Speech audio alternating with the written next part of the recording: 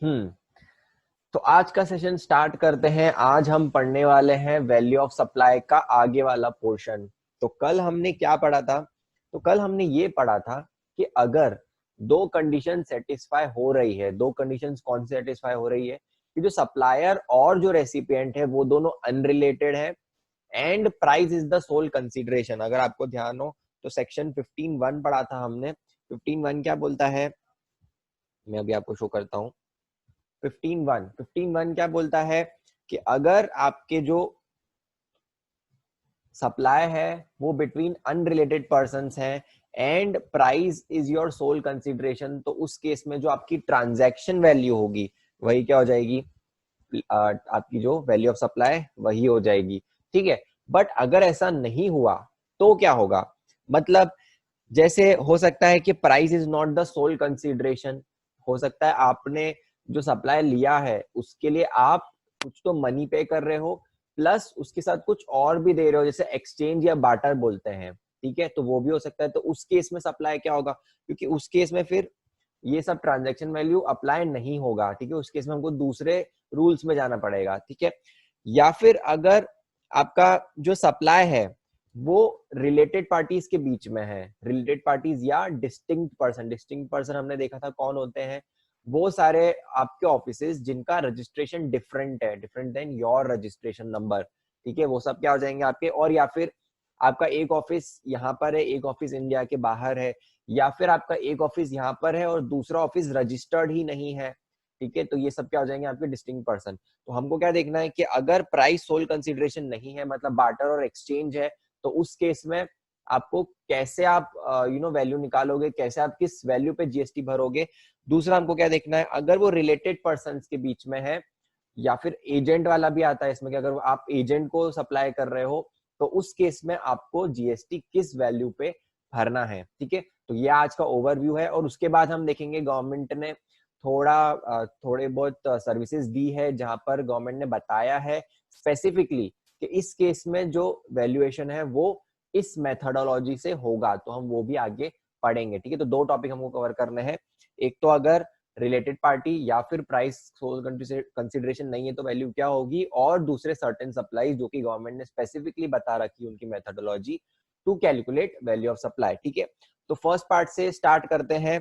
अगर ये दोनों कंडीशंस में से एक भी सेटिस्फाई नहीं हो रही है तो हमको कहां पर जाना है? तो देखो यहां पर सेक्शन 15(4) में दे रखा है कि अगर आपके रिलेटेड पार्टी के बीच में ट्रांजैक्शन हो रहा है और या फिर आपकी जो प्राइस है वो सोल कंसीडरेशन नहीं है, तो आपकी वैल्यू कैसे डिटरमाइन होगी? तो आपकी वैल्यू डिटरमाइन हो गई एज पर सीजीएसटी रूल्स। ठीक है, तो सीजीएसटी रूल्स में बहुत सारे चैप्टर्स हैं, उसमें चैप्टर 4 है आपका determination of value of supply. तो उसमें हम जाके देखेंगे कि अगर ये दोनों में से कोई भी कंडीशन सेटिस्फाई नहीं हो रही है तो आपको जीएसटी के लिए पे करने के लिए वैल्यू क्या निकालनी है। ठीक है, और जैसा कि मैंने आपको बोला 15(5) में फिर वो दे रखा है कि गवर्नमेंट ने कुछ स्पेसिफाई कर रखे हैं क्या बोलते हैं सर्विसेज, जहां पर गवर्नमेंट अपने हिसाब से बोलती है कि हमारे हिसाब से इसकी वैल्यू ये होनी चाहिए, और वहां पर फिर वैल्यू आपको वो लगानी पड़ेगी। ऑलराइट, तो let's start with our first topic of the day, rules of for valuation of supply of goods and services. जहां पर अब उसमें फर्स्ट क्या है आपका, consideration is not wholly in money. तो जो कंसिडरेशन है वो अगर मनी में नहीं है। अब इसका मैं एक एग्जांपल देता हूं। आप जब अमेजोन से कोई, फॉर एग्जांपल आपको एक फोन पसंद आया, ठीक है, आपने 40,000 का आपको फोन पसंद आया, आईफोन।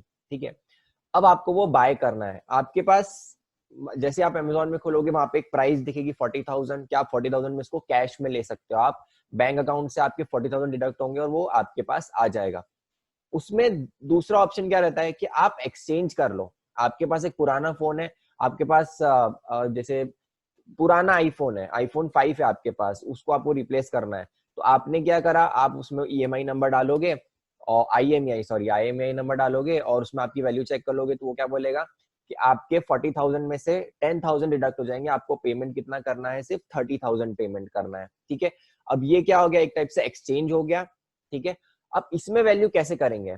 तो गवर्नमेंट ने क्या बोला, सबसे पहले आप देखो कि उसकी ओपन मार्केट वैल्यू क्या है उस सप्लाई की। तो ये जो मोबाइल फोन है, अगर आप इसको एक्सचेंज में नहीं लेते तो अमेजोन, मतलब अमेजोन का जो वेंडर है वो चीज ओपन मार्केट वैल्यू में कितने में बेचता, ठीक है। तो वो आपको पता है कि लिस्ट प्राइस वहां पे 40,000 है, तो ये 40,000 आपकी क्या हो जाएगी, ओपन मार्केट वैल्यू। और आपको मतलब जो सप्लायर है उसको जीएसटी कितने पे भरना पड़ेगा, 40,000 पे। तो आपको ओपन मार्केट वैल्यू का मतलब समझ में आया। एक बार यहाँ पे पढ़ लेना है ओपन मार्केट वैल्यू मतलब क्या होता है। तो बेसिकली ओपन मार्केट वैल्यू मतलब ये होता है कि अगर वो जो सप्लायर है वो सप्लायर वही चीज, वही सेम चीज किसी और को दे रहा है जो कि उससे रिलेटेड नहीं है, अनरिलेटेड है, और price is the sole consideration. जैसे अगर आप ये प्रोडक्ट डायरेक्ट पूरा कैश में लेते हैं, मनी दे के लेते हैं, तो आपको 40,000 देने पड़ते हैं।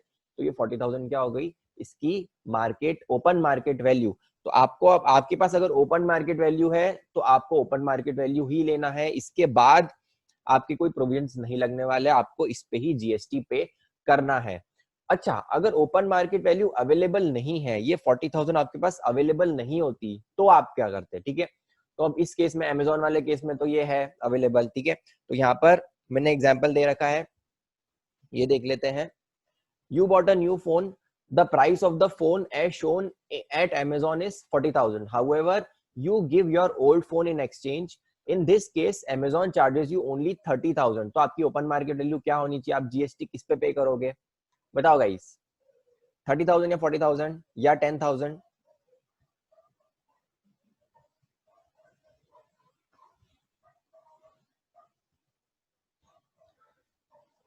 राइट, 40,000 ही होगा, क्योंकि उस आपको सबसे पहले क्या देखना है, उस फोन की ओपन मार्केट वैल्यू, मतलब जिसका सप्लाई हो रहा है, जिस चीज का सप्लाई हो रहा है उसकी ओपन मार्केट वैल्यू क्या है। तो ओपन मार्केट वैल्यू आपकी 40,000 है, तो आपका आपको जो जीएसटी है वो 40,000 पे करना पड़ेगा। आप उसके लिए जो पेमेंट कर रहे हो वो पार्टली इन मनी है और पार्टली इन अदर काइंड है, ठीक है। तो आपका जो टोटल कंसिडरेशन है वो भी 40,000 ही है, इसलिए जीएसटी 40,000 पे लगेगा, राइट, ठीक है। अब हम आते हैं सेकंड सिनेरियो पे। अगर आपको ओपन मार्केट वैल्यू अवेलेबल नहीं है, अब ओपन मार्केट वैल्यू अवेलेबल कब नहीं होगी, तो मैं आपको एक एग्जांपल देता हूं। जैसे आप सीए बने हो, ठीक है, आपको कुछ सर्विसेज देनी है, आपने ऑडिट सर्विस दी है, आपने ऑडिट सर्विस किसको दी है, एक कार डीलर को, ठीक है। अब वो जो कार डीलर है उसने क्या बोला कि मैं 50,000 तो आपको कैश में दे देता हूं और एक 2 लाख की कार दे देता हूं, ठीक है। तो आपने क्या बोला कि मैं दे रहा हूं, आप सीए हो, ठीक है, और ये कार डीलर है, ठीक है। आपने क्या बोला, मैं ऑडिट सर्विस दे रहा हूं, ठीक है।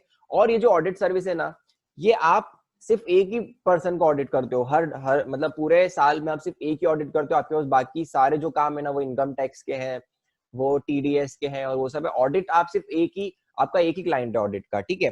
तो आपने ऑडिट सर्विस दी, आपको पता नहीं उसकी वैल्यू कितनी है, ठीक है। और डीलर ने आपको क्या दिया, डीलर ने आपको दो चीजें दी, एक तो कार दे दी आपको जिसकी वैल्यू है ₹2 लाख, ठीक है, और उसने आपको कैश दे दिया, कैश कितना दिया, 50,000, ठीक है। अब इसमें आपकी ओपन मार्केट वैल्यू आपके पास नहीं है। ओपन मार्केट वैल्यू मतलब क्या, कि ये ऑडिट सर्विसेज अगर आप किसी और को देते हैं, ठीक है, अगर ये ऑडिट सर्विस आप किसी और को देते हैं, आप किससे चार्ज करते हैं, कितना चार्ज करते हैं, तो आपको पता ही नहीं है, क्योंकि आप ये सर्विस सिर्फ एक ही पर्सन को दे रहे हो। इसलिए इस केस में आपके पास आपकी ऑडिट सर्विस की ओपन मार्केट वैल्यू अवेलेबल नहीं है।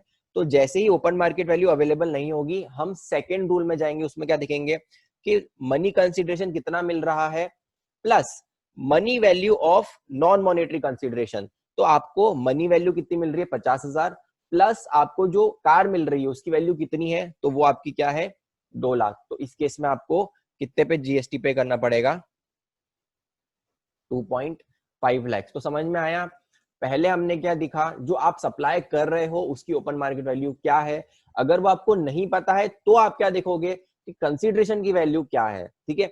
अच्छा, अगर आपको यहाँ पर पता होता कि वो ऑडिट सर्विसेज है उसकी वैल्यू क्या है, तो आप ओपन मार्केट वैल्यू ही ले लेते, आप इस रूल पे जाते ही नहीं, क्योंकि ये रूल कब लगेगा, if open market value is not available, ठीक है। तो आपको क्या ध्यान रखना है, फर्स्ट, अगर आप ऐसा सप्लाई कर रहे हैं जहाँ पे price is not sole consideration, तो आपको क्या देखना पड़ेगा, सबसे पहले open market value. If open market value is not available then only you will go for this method, जो आपका monetary consideration plus money value of non monetary items. ठीक है, तो यहाँ पे अपना मैं 2.5 लैक्स लिख रहा हूं। ठीक है, अब अगर इस ये भी अवेलेबल नहीं है आपके पास, ठीक है, बहुत सारी सिचुएशन हो सकती है जहां पर कंसिडरेशन की वैल्यू भी आप नहीं निकाल सकते हो, तो उस केस में क्या होगा, जैसे पेप्सी, ठीक है, मैंने एक एग्जांपल लिया है, hypothetical example. Pepsi for example first time India में आई है, ठीक है, उनको अपना बिजनेस सेटअप करना है, उन्होंने अपने डीलर अपॉइंट किया है, एक ही डीलर अपॉइंट किया है, ठीक है, और उस डीलर को क्या बोला है, हम तुम्हें 10,000 बॉटल्स देंगे, इनिशियली 10,000 बॉटल्स दे रहे हैं, जिसके लिए हम 1 लाख रुपीस चार्ज कर रहे हैं। ठीक है, तो ये एग्जांपल आप देख लो, ये Pepsi has just started its business in India. It appointed its first dealer. ठीक है, तो फर्स्ट डीलर अपॉइंट किया है, who and sold him 10,000 bottles of 200 ml slice. तो स्लाइस आपने पी होगी सबने, ठीक है, तो 10,000 बॉटल्स दी है 200 ml की स्लाइस की। ठीक है, पेप्सी ने चार्ज कितना किया है, 1 लाख रुपीस, बट सिर्फ इतना चार्ज नहीं किया है, और पेप्सी को क्या कंसिडरेशन मिल रही है, further the dealer agree to do research. अब इंडिया मार्केट में वो डीलर की फॉर एग्जांपल अच्छी अच्छा से है, अच्छी पकड़ है हिंदी में, ठीक है, तो उस केस में डीलर ने क्या बोला कि मैं आपको मार्केट में रिसर्च करके भी दूंगा, इसीलिए पेप्सी ने क्या उसको एक कंसिडरेशन, उसको ये जो इतना है 1 लाख रुपीस कंसेशनल रेट में दे दिया। ठीक है, उस केस में क्या हुआ, however dealer is also new, और वो ये जो सर्विसेज है आपकी, जो मार्केट रिसर्च वाली सर्विसेज है, वो किसी और को नहीं देता है, वो भी फर्स्ट टाइम ही दे रहा है। ठीक है, तो अब इसमें क्या आपके पास ओपन मार्केट वैल्यू भी नहीं है, क्योंकि पेप्सी का ये फर्स्ट ट्रांजैक्शन है, पेप्सी ने आज तक किसी को अपनी स्लाइस नहीं बेची है, तो आपके पास मार्केट वैल्यू भी नहीं है। ठीक है, सेकेंड आप देख लो, या तो मार्केट वैल्यू नहीं तो क्या देखते हो, monetary plus non monetary consideration. तो मॉनेटरी कंसिडरेशन तो आपके पास है कि हाँ 1 लाख रुपीस है, बट नॉन मॉनेटरी कंसिडरेशन के लिए आपको क्या देखना पड़ेगा कि जो डीलर रिसर्च सर्विसेज दे रहा है एज अ कंसिडरेशन, उसकी वैल्यू क्या है, तो वो डीलर भी नया है, वो भी फर्स्ट टाइम ही सर्विसेज दे रहा है, तो आपके पास ये भी अवेलेबल नहीं है। तो अब आप क्या करोगे, अब ये देखोगे कि आपका जो प्रोडक्ट है पेप्सी, उससे रिलेटेड कोई लाइक काइंड एंड क्वालिटी वाला कोई दूसरा प्रोडक्ट है क्या। तो आपने क्या देखा, आपने देखा कि यार कोको कोला जो है, कोको कोला का भी एक प्रोडक्ट आता है माजा, ठीक है, आपको पता होगा माजा आती है, वो भी 200 ml बॉटल्स में आती है। उस केस में कोको कोला पहले से स्टेब्लिश्ड है, राइट, वो अपने डीलर से 15 रुपीज चार्ज करती है पर बॉटल। ठीक है, तो अब आपको आइडिया लग गया कि वो जो चार्ज करती है वर्चुअली उतना ही पेप्सी को भी चार्ज करना चाहिए। तो पेप्सी क्या बोलेगी कि हाँ हमारी जो वैल्यू ऑफ सप्लाई है वो भी उतना ही होना चाहिए, तो वो क्या हो जाएगा आपका 15 rupees per bottle into 10,000 bottles, तो ये आपका कितना हो गया 1.5 लैक्स। ठीक है, तो समझ आया आपको। आपको इस रूल पे कब आना है, जब ऊपर वाले दोनों रूल अवेलेबल नहीं हो, तभी आपको उसके पास आना है। ठीक है, अब फॉर एग्जाम्पल आम का मौसम आ गया, आम का मौसम चला भी गया है, और हमको तो आम नसीब भी नहीं हुए हैं ये लॉकडाउन के चक्कर में, तो मेरे भी फेवरेट है आम, बट ठीक है, एनीवेज अब माजा और स्लाइस पी के ही चलाना पड़ेगा काम। ठीक है, तो ये आपका हो गया स्लाइस और माजा वाला एग्जांपल। ये क्या है आपका like and kind, like like and kind quality of goods. ठीक है, तो आप एक बार ये पढ़ लेना, ये आपका यहाँ पर दे रखा है लाइक काइंड एंड क्वांटिटी, मतलब supply of like kind and quantity, मतलब जो अंडर सिमिलर सर्कमस्टेंसेस सेल हो रहे हो, तो दोनों मैन्युफैक्चरर और डीलर के बीच में ही था, एंड विच आर सेम और क्लोजली और substantially resembles in respect of characteristics quality. तो दोनों आपकी वही है, दोनों मैंगो ड्रिंक है, क्वांटिटी भी में हमने देखा था 200 ml 200 ml, और फंक्शनलिटी भी यही है, दोनों कोल्ड ड्रिंक का ही काम करते हैं। ठीक है, तो ये अब अगर ये भी अवेलेबल नहीं है, ठीक है, ये भी अवेलेबल नहीं है, तो आप क्या करोगे 110% ऑफ कॉस्ट ऑफ सप्लाई, तो आपको कॉस्ट कितनी लगी है वो सप्लाई करने में, उसका आप 110% कर दो, तो वो आपका क्या हो जाएगा वैल्यू ऑफ सप्लाई। अब उसका भी एग्जांपल देख लेते हैं, कब ऐसा होगा कि ये भी आपके पास अवेलेबल नहीं है, ठीक है। अब आप साइंटिस्ट हो, ठीक है, और आपने क्या बनाया है, आपने कोरोना की वैक्सीन बनाई है और आपने उसका पेटेंट करवा लिया है, ठीक है।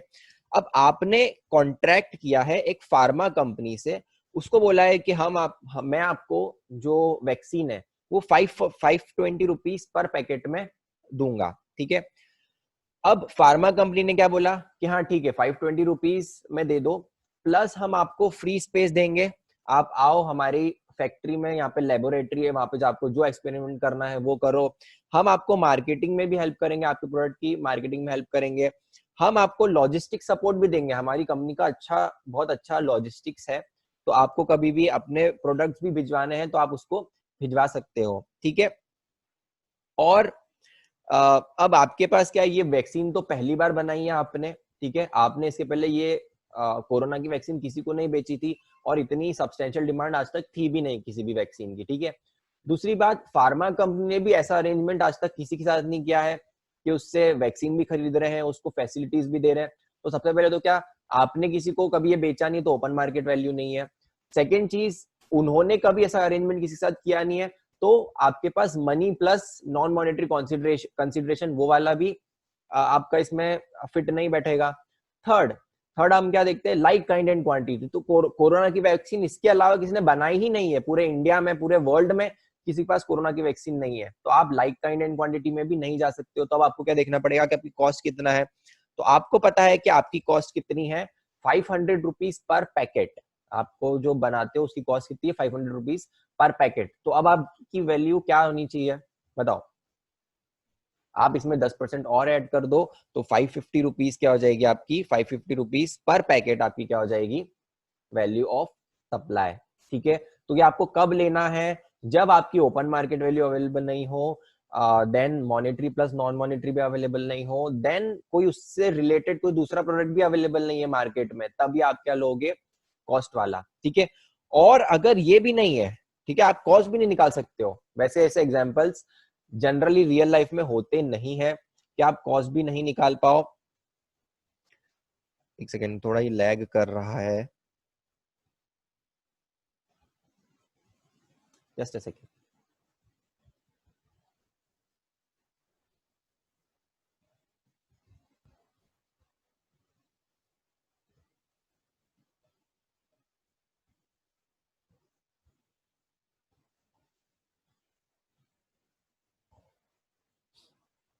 ऑल राइट, तो ऐसा बहुत कम होता है कि आपके पास आप अपनी कॉस्ट भी नहीं बता पाओ। तो इसीलिए गवर्नमेंट ने, बट गवर्नमेंट को सारी चीजें कवर करनी थी, तो इसलिए गवर्नमेंट ने क्या करा कि अगर आपको ये भी नहीं मिल रहा है तो आप क्या करोगे, by any other reasonable means, तो जो आपको लगे कि हाँ इसकी वैल्यू ये होनी चाहिए, तो आप वैसे करो। अब देन अगेन ये डिस्क्रिप्शन पे है कि जो जीएसटी ऑफिसर है वो उसको एक्सेप्ट करता है कि नहीं, आपको उसको, अगर वो आया ऑडिट पे तो आपको बताना पड़ेगा कि हाँ ये बेसिस है, हमने इस बेसिस पे किया है इसलिए ये सही है, ठीक है। वो आपके ऊपर है फिर प्रैक्टिकली कि आप उसको जस्टिफाई कर पा रहे हो कि नहीं कर पा रहे हो, लेकिन लॉ में क्या लिखा है कि रीजनेबल बेसिस पे आप उसको वैल्यू कर सकते हो, ठीक है। तो ये क्या हो गई, जब आपके पास मतलब जब आप सप्लाई कर रहे हो तो आपको जो मनी, जो कंसिडरेशन मिल रहा है, that is not fully in money, that is in money and kind. तो आप उस केस में क्या क्या रूल्स लगाओगे, ठीक है।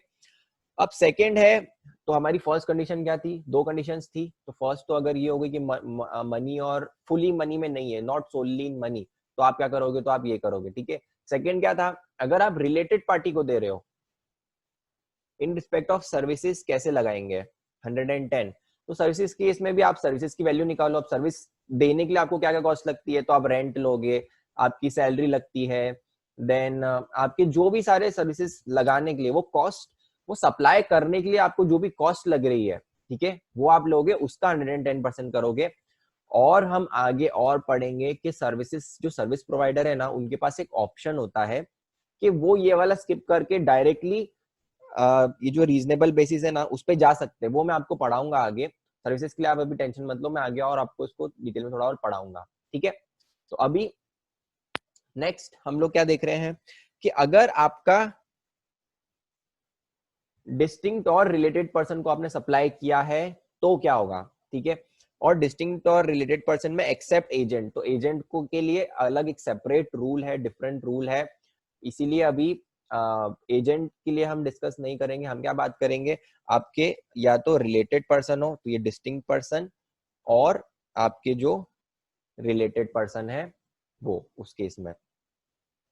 तो अब उस केस में क्या होगा, आपका सबसे पहले आप क्या देखोगे, हर बार इसमें भी आप इसमें क्या देखोगे, ओपन मार्केट वैल्यू।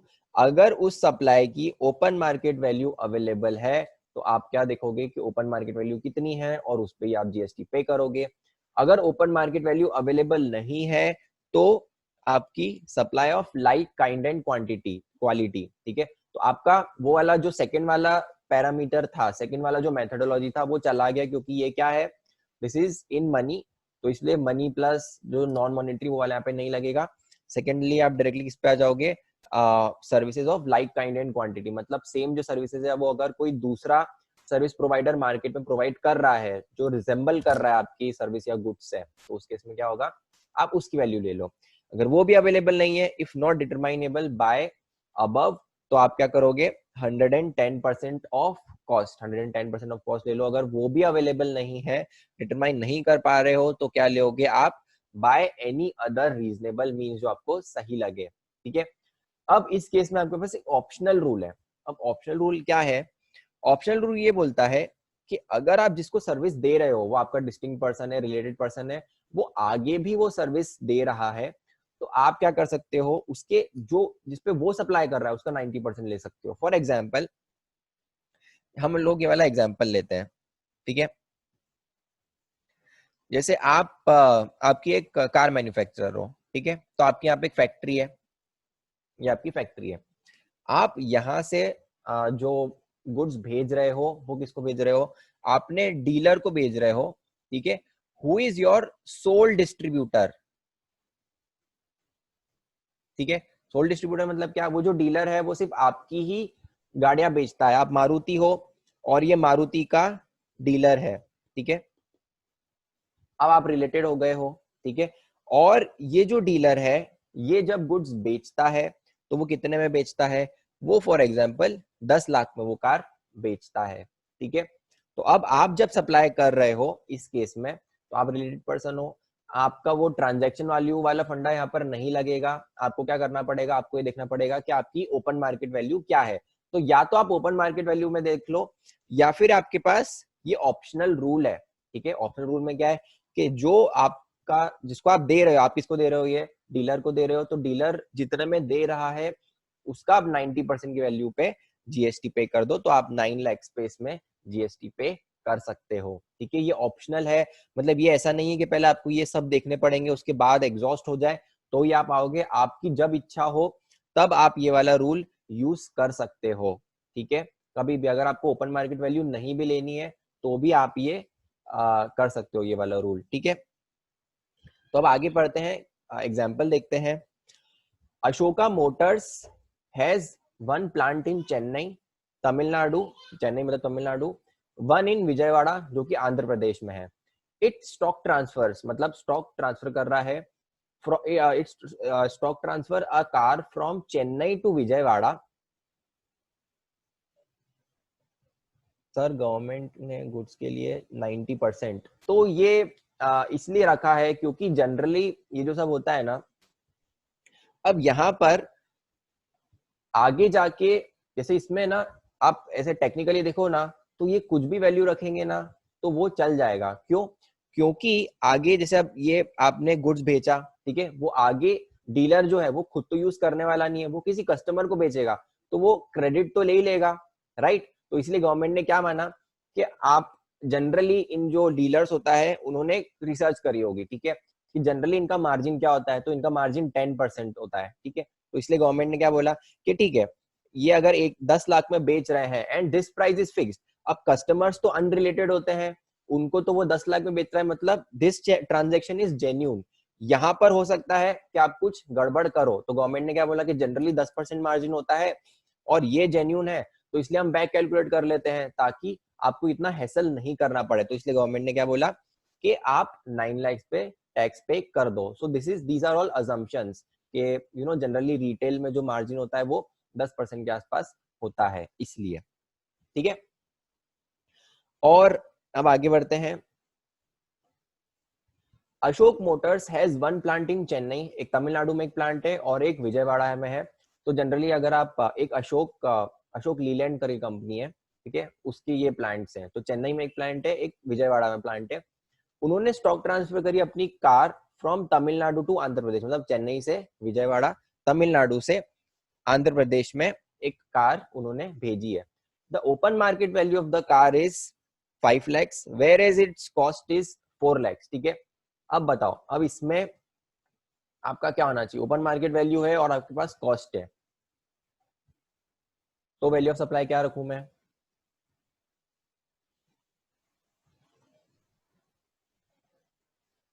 सबको लगता है 5 lakhs, कोई 4 lakhs वाला है क्या?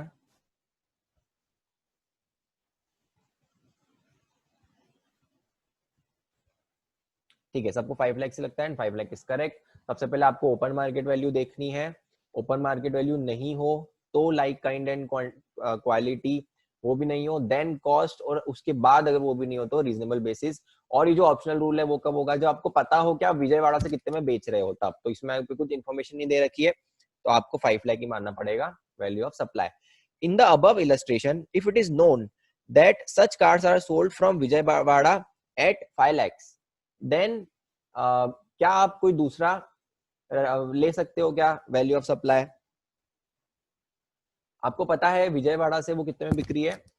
5 लाख में। ठीक है, तो आप ले सकते हो, यस, आप 90% ले सकते हो उसका। तो आप क्या लोगे? 55 lakhs का 90%, तो 4.5 lakhs। ठीक है, आगे बढ़े। अब इसमें एक और रूल है जो कि मैं आपको बताता हूं, ये वाला rule, this is very important और ये प्रैक्टिकली बहुत बार यूज भी होगा। ठीक है, इसमें क्या होता है कि अगर सेम केस आप अगर किसी अपने रिलेटेड पर्सन को दे रहे हो गुड्स जिसको उसका फुल आईटीसी मिल रहा है। फुल आईटीसी कब मिलेगा? जब वो सप्लाई कर रहा है, उसके सारे जो भी सप्लाईज हैं वो अगर टैक्सेबल होंगे। ठीक है, तो मतलब उसको पूरा आईटीसी मिलेगा। तो जो आप भेज रहे हो गुड्स या सर्विसेज, उसका फुल आईटीसी अगर कुछ उसको मिल रहा है, ठीक है, तो अब आईटीसी जैसे वो ले लेगा तो गवर्नमेंट के पास कुछ भी पैसा जाएगा क्या? जैसे ये वाला जो एग्जांपल है, ठीक है, इसमें तमिलनाडु में आपका एक प्लांट है, दूसरा प्लांट आपका विजयवाड़ा में है। ठीक है, आपने ये जो गुड्स भेजे हैं ये विजयवाड़ा से सेल हो रहे हैं कस्टमर्स को। ठीक है, तो आप यहाँ पर कुछ भी वैल्यू चार्ज कर लो, कुछ भी जीएसटी चार्ज कर लो। अगर आप 10 लाख पे भी जीएसटी लगाओगे, फॉर एग्जांपल 28%, तो 2.5 lakhs होगा। वो पूरा के पूरा 2.5 lakhs जो विजयवाड़ा है आंध्र प्रदेश गवर्नमेंट के पास जाएगा, लेकिन एज अ क्रेडिट जाएगा। और जब विजयवाड़ा से आप ये बेचोगे, ठीक है, कस्टमर को जहां पर भी बेचोगे, सेम स्टेट या दूसरे स्टेट, ये वाला जो क्रेडिट है वो विजयवाड़ा वाला प्लांट आपका यूज कर लेगा। तो आंध्र प्रदेश गवर्नमेंट के पास वो पैसा नहीं आएगा, ठीक है, वो आगे चला जाएगा। अगर आंध्र प्रदेश में यूज हुआ होगा तो ही जाएगा, अदरवाइज वो बाहर भी जा सकता है। ठीक है, तो ये वाला जो है, ये वाला तो हमेशा जैसे आपने जब सप्लाई किया, अगर आपने किसी बिजनेस को सप्लाई किया है, ठीक है, तो वो उस गवर्नमेंट को नहीं मिलता है, एज अ क्रेडिट जाता है। वो बिजनेस उसको यूज कर लेता है और आगे पास ऑन कर देता है। टैक्स आपका कब लगेगा? कंजम्पशन के बेसिस पे। ठीक है, तो अगर ये 10 लाख भी हो तो भी आंध्र प्रदेश गवर्नमेंट को कुछ मिलना नहीं है। अगर ये 5 लाख भी हो, ठीक है, और 5 लाख पे आपने 1.4 lakhs भी अगर जीएसटी पे करा है तो वो भी वो क्रेडिट लेगा, वो भी आंध्र प्रदेश गवर्नमेंट को मिलना नहीं है अनलेस वो इंटरस्टेट सप्लाई आगे करे। ठीक है, तो गवर्नमेंट को उससे कुछ मतलब नहीं। तो इसलिए गवर्नमेंट ने क्या रूल लाया कि अगर जो रेसिपिएंट है उसको फुल आईटीसी मिल रहा है तो आप जो भी वैल्यू डिक्लेयर करोगे हम मान लेंगे कि वो सही है, क्योंकि उससे that is revenue neutral for us, मतलब फॉर द गवर्नमेंट्स। इसलिए उन्होंने क्या बोला कि अगर आप जिसको सप्लाई कर रहे हो उसको फुल आईटीसी मिल रहा है तो आपको जो वैल्यू डालनी है आप डालो, हम एक्सेप्ट कर लेंगे कि आपकी value is the value of supply. ठीक है, अब आपको एक एग्जांपल पढ़ लेते हैं हम लोग। If in the above example, ये ऊपर वाले एग्जांपल में हम थर्ड पढ़ रहे हैं। If in the above example, if it is known that Vijayawada plant is eligible to claim full ITC on cars, what will be the what value can be adopted by between the supply between Chennai and Vijayawada? तो बताओ क्या value आप adopt कर सकते हो? बोलो guys, invoice value right और नील? नील तो जैसे आप ले सकते हो नील, बट आप कुछ रीजनेबल वैल्यू लोगे तो सही रहेगा, क्योंकि उसमें भी फिर बोल सकता है जो ऑफिसर है कि नील क्या, 1 रुपये, आप भले आप 1 रुपये भी ले लो, बट कुछ तो वैल्यू है ही एटलीस्ट। आप ये तो नहीं बोल सकते कि वो कार की कुछ वैल्यू ही नहीं है। ठीक है, तो एनी वैल्यू, ठीक है, कोई भी वैल्यू आप ले सकते हो, आपको सामने चलेगा। ठीक है, तो एनी वैल्यू लिख रहा हूं मैं यहाँ पे। देन लास्ट वाला है एग्जाम्पल लुपिन लैब्स। ठीक है, अब लुपिन भी एक्चुअल में कंपनी है, बहुत बड़ी फार्मा कंपनी है इंडिया की, और इनफैक्ट मेरा क्लाइंट भी रह चुकी है लुपिन। हम लोग गए भी थे इनके पुणे की जो रिसर्च फैसिलिटी जिसकी मैं बात कर रहा हूँ। तो Lupin labs has a research facility in Pune, it also has a plant in Goa. तो उनकी एक रिसर्च फैसिलिटी है पुणे में, तो वहां पे वो लोग क्या करते हैं, तो वहां पे वो फार्मा की रिसर्च करते हैं, कौन सी मेडिसिन हम बना सकते हैं, स्किन की मेडिसिन के लिए वो वहां पे रिसर्च करते हैं। देन जो आपके वो होते हैं मतलब जैसे अस्थमा के पंप्स जो होते हैं उससे रिलेटेड जो है ना, वो सब रिसर्च यहाँ पे करते हैं लुपिन पुणे में, और उनका प्लांट कहाँ पर है, वो गोवा में है। अब जो पुणे फैसिलिटी है वहां से कुछ research material costing 1 lakh rupees is transferred from its research facility in Pune to its plant in Goa. The research material and is new and does not have a market, तो आपके पास ओपन मार्केट वैल्यू नहीं है। Then open market value नहीं है और like kind and quantity भी नहीं है, क्योंकि वो रिसर्च मटेरियल आपको पता नहीं है कि बाकी लोग कितने में ट्रांसफर करते हैं। ठीक है, वो यूनिक रहता है, रिसर्च की बात करो तो वो यूनिक रहता है। तो अभी इस केस में आप क्या लोगे, आपके पास ओपन मार्केट वैल्यू नहीं है, आपके पास लाइक काइंड एंड क्वांटिटी भी नहीं है, तो आप क्या लोगे, 110% ऑफ कॉस्ट। तो आपकी कॉस्ट आपको पता है 1 लाख है, तो 1.1 लाख का क्या हो जाएगा आपका वैल्यू ऑफ सप्लाई। अच्छा मुझे एक बात बताओ, अभी आपको आंसर्स दिख रहे हैं क्या स्क्रीन पे? क्योंकि मुझे नहीं दिख रहे। दिख रहे हैं? ओके, अब नहीं दिख रहे होंगे, अब दिख रहे हैं क्या? नो, ओके, अब नहीं दिख रहे। ओके चलो ठीक है, मुझे ऐसा लगता था कि मुझे नहीं दिख रहे, मतलब आपको भी नहीं दिख रहे। मेरे इधर एक्चुअली एक दूसरा मेन्यू आता है जिससे मैं आप सबको कंट्रोल करता हूँ, इसलिए। ठीक है, तो I will keep this in mind next time. ठीक है, तो अब ये हो गया आपका रिलेटेड पर्सन्स का। ठीक है, तो हमने 2 चीजें पढ़ी आज। अगर आपने फुली मनी में नहीं दिया है कंसीडरेशन तो क्या होगा। सेकंड हमने क्या पढ़ा, अगर आपने रिलेटेड पार्टी को सप्लाई किया है तो क्या होगा। अब रिलेटेड पार्टी में भी एक्सेप्ट हमने एजेंट पढ़ा था। ठीक है, अब एजेंट के लिए अलग रूल है, तो वो हमको देखना है। मतलब रूल्स तो सब वही है, सिर्फ सीक्वेंस में थोड़ा बहुत फेरबदल है। वो क्या है कि आपकी या तो आप ओपन मार्केट वैल्यू लो, सबसे पहले आपको क्या लेना है, ओपन मार्केट वैल्यू।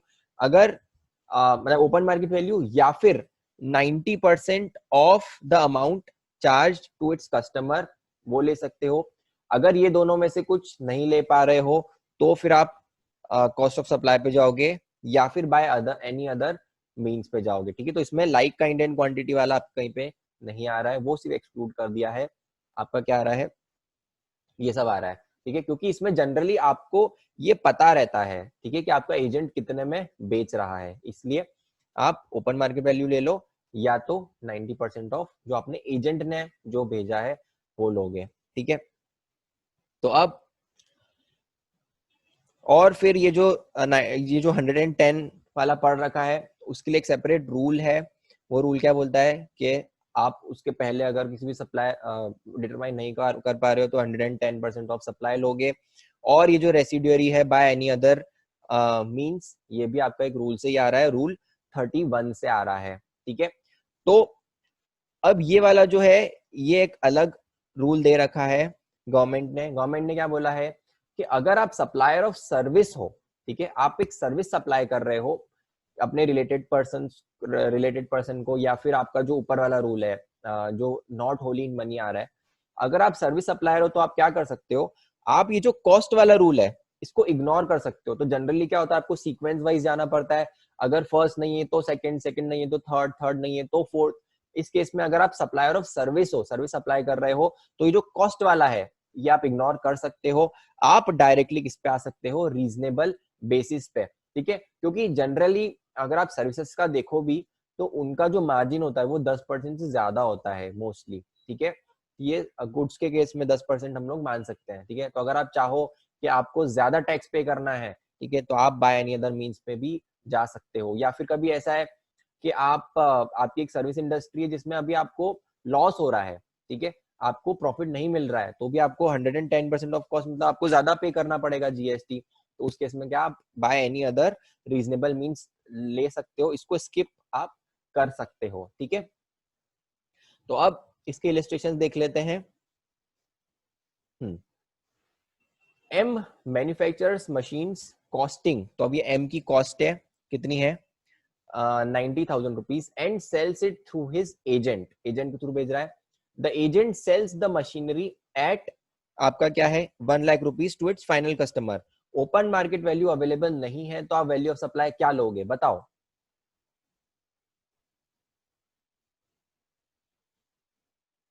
देखो हम लोग जाएंगे रूल्स के हिसाब से, ठीक है।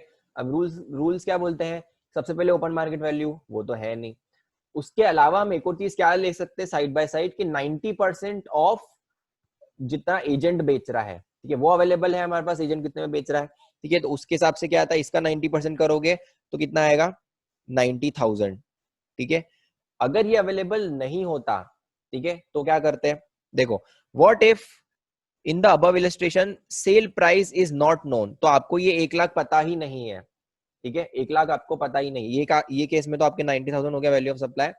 सेकेंड केस में अगर आपको 90 ये जो 1 लाख की वैल्यू ये पता ही नहीं है कि एजेंट कितने में बेच रहा है, तो आपको क्या करना पड़ेगा, आपकी जो कॉस्ट है उसका ही 110%, तो आप 99,000 में इसको सप्लाई दिखा सकते हो, ठीक है। अब ये नेक्स्ट है अमेजोन के बारे में, ठीक है। Amazon has offices in Hyderabad and Bangalore. Amazon का आप अगर हैदराबाद कभी जाओ तो ऑफिस देखने जरूर जाना। Amazon का हैदराबाद का ऑफिस बहुत ही अच्छा बना हुआ है, अभी अभी नया बना है 2-3 साल पहले, ठीक है। हैदराबाद और बेंगलोर में 2 ऑफिसेज हैं। Then some software development assignment किसने दिया है, Hyderabad took help from Bangalore, तो हैदराबाद ऑफिस ने बेंगलोर ऑफिस से कुछ हेल्प ली है, ठीक है, सॉफ्टवेयर डेवलपमेंट की। The service does not supply the service does not supply such services, मतलब यहाँ पे सर्विस नहीं, यहाँ पे है आपका जो हैदराबाद ऑफिस है वो ऐसी सर्विस, जो सॉरी बेंगलोर ऑफिस है वो ऐसी सर्विसेज किसी और को कभी देता नहीं है, ठीक है, क्योंकि वो यूनिक है। एंड द कॉस्ट, तो आपके पास मार्केट वैल्यू नहीं है, ओपन मार्केट वैल्यू, देन आपके पास लाइक काइंड एंड क्वांटिटी भी नहीं है, क्योंकि ये वाली सर्विसेज कोई और कितने में दे रहा है आपको पता नहीं है, ठीक है। आपके पास क्या है, कॉस्ट है, उसकी कॉस्ट कितनी है, तो बेंगलोर ऑफिस को सर्विसेज प्रोवाइड करने के लिए कॉस्ट कितनी लग रही है 1 लाख रुपीज, और बट अमेजोन को क्या लगता है कि उसकी वैल्यू 90,000 होनी चाहिए। तो अब आप बताओ कि इस केस में आपको वैल्यू ऑफ सप्लाई कितना होगा।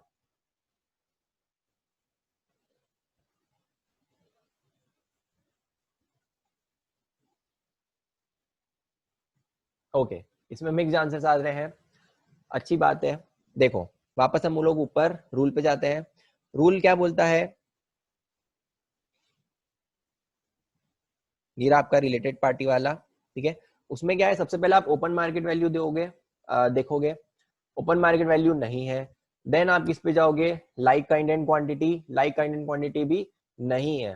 थर्ड आप जाते हो किस पे, कॉस्ट पे, 110% ऑफ कॉस्ट। तो अगर आप इसमें कॉस्ट देखो तो 1 लाख के 1 लाख की 110%, 1,10,000। और लास्ट क्या है आपका रीजनेबल मीन्स, बट यहाँ पर क्या दे रखा है, अगर आप सर्विस प्रोवाइडर हो तो आप वो स्किप कर सकते हो कॉस्ट वाला, ठीक है। तो आप अगर आपके ऊपर है वो, ठीक है, अगर आपको ऐसा है कि मुझे तो ज्यादा ही टैक्स पे करना है तो आप 1,10,000 पे भी पे कर सकते हो। बट अगर आपको लगता है कि नहीं 1,10,000 is not you know not a correct option, तो आप क्या करोगे, उसको स्किप कर दोगे, 1,10,000 का जो है वो आप स्किप कर दिया आपने, काय पे आ गया डायरेक्टली रीजनेबल मीन्स। तो रीजनेबल मीन्स में आपको क्या लगता है कि आपके हिसाब से ये 90,000 होना चाहिए, तो आप 90,000 वैल्यू ऑफ सप्लाई मान सकते हो, ठीक है। तो सप्लायर ऑफ गुड्स के लिए ये ऑप्शन है कि आप कॉस्ट वाला इग्नोर कर दो, आप डायरेक्टली किस पे आ जाओ, रीजनेबल मीन्स पे आ जाओ, ठीक है। तो अब हमारा ये सारा तामझाम खत्म हो गया है जो पार्ट 1 था आज के डिस्कशन का। अब हम जाएंगे पार्ट 2 में, बट उसके पहले मैं आपको एक बार ये चार्ट बता देता हूँ। तो अब आपको ये सब पढ़ने की जरूरत नहीं है, आपको सिर्फ ये चार्ट देखना है, ठीक है। ये चार्ट में क्या दे रखा है, पूरा आपको शॉर्ट में दे रखा है, ठीक है, कि अगर price is not sold consideration तो सबसे पहले मार्केट वैल्यू, मनी और non money, money plus non monetary like kind and quantity, 110% of cost, या फिर reasonable basis in that sequence. और अगर आप सप्लायर ऑफ सर्विस हो, यहाँ पे मैंने एस्ट्रिक्स लगा रखा है, यहाँ पे एस्ट्रिक्स का इलेबोरेट कर रखा है कि अगर आप सप्लायर ऑफ सर्विस हो तो आप ये कॉस्ट वाला रूल इग्नोर करके डायरेक्टली किस पे आ सकते हो, रीजनेबल बेसिस पे। वैसे अगर पार्टीज रिलेटेड है अदर देन एजेंट तो क्या करोगे, open market value like kind and quantity, 110% of ये। और ये आपका क्या है, ऑप्शनल रूल है, ये दोनों आपके ऑप्शनल है, ठीक है। तो ये सीक्वेंस में नहीं जाना, ये आप कभी भी यूज कर सकते हो दोनों, ठीक है। देन एजेंट वाला, उसमें ओपन मार्केट वैल्यू 90% जो एजेंट बेच रहा है, या फिर ये वाले दोनों रूल। इस केस में भी अगर आप सप्लायर ऑफ सर्विस हो तो आप किसको स्किप कर सकते हो, 30, मतलब ये जो है ना, ये सबके लिए एप्लीकेबल है, ठीक है। देन अब हम जा रहे हैं नेक्स्ट सेट ऑफ, हमारा जो नेक्स्ट पार्ट है उस पे। अब गवर्नमेंट ने कुछ सर्विसेज की वैल्यू कैसे निकालेंगे वो खुद बता रखी है, ठीक है। तो आपको उसमें नॉर्मल प्रिंसिपल्स पे नहीं जाना है, आपको डायरेक्टली इन रूल्स पे चला जाना है, ठीक है। ये रूल्स क्या बोलते हैं हम लोग देखते हैं। तो सबसे पहले गवर्नमेंट ने क्या बता रखा है कि लॉटरी, बैटिंग, गैम्बलिंग और हॉर्स रेसिंग, अगर ये सब सर्विसेज आप प्रोवाइड कर रहे हो तो उसके लिए जीएसटी कितने पे लगेगा। तो गवर्नमेंट ने क्या बोला है कि अगर वो जो लॉटरी है वो स्टेट गवर्नमेंट खुद रन कर रही है, ठीक है, it is run by the state government, तो आप क्या करोगे, जितना भी उसकी वैल्यू है, फेस वैल्यू, ठीक है। तो आप लॉटरी टिकट देखोगे तो लॉटरी टिकट की फेस वैल्यू होती है 100 रुपीज, मतलब आपको 100 रुपीज पे करना पड़ता है, उसके बाद आपको वो टिकट मिलता है, तो वो 100 रुपीज क्या होगी, उसकी फेस वैल्यू, ठीक है।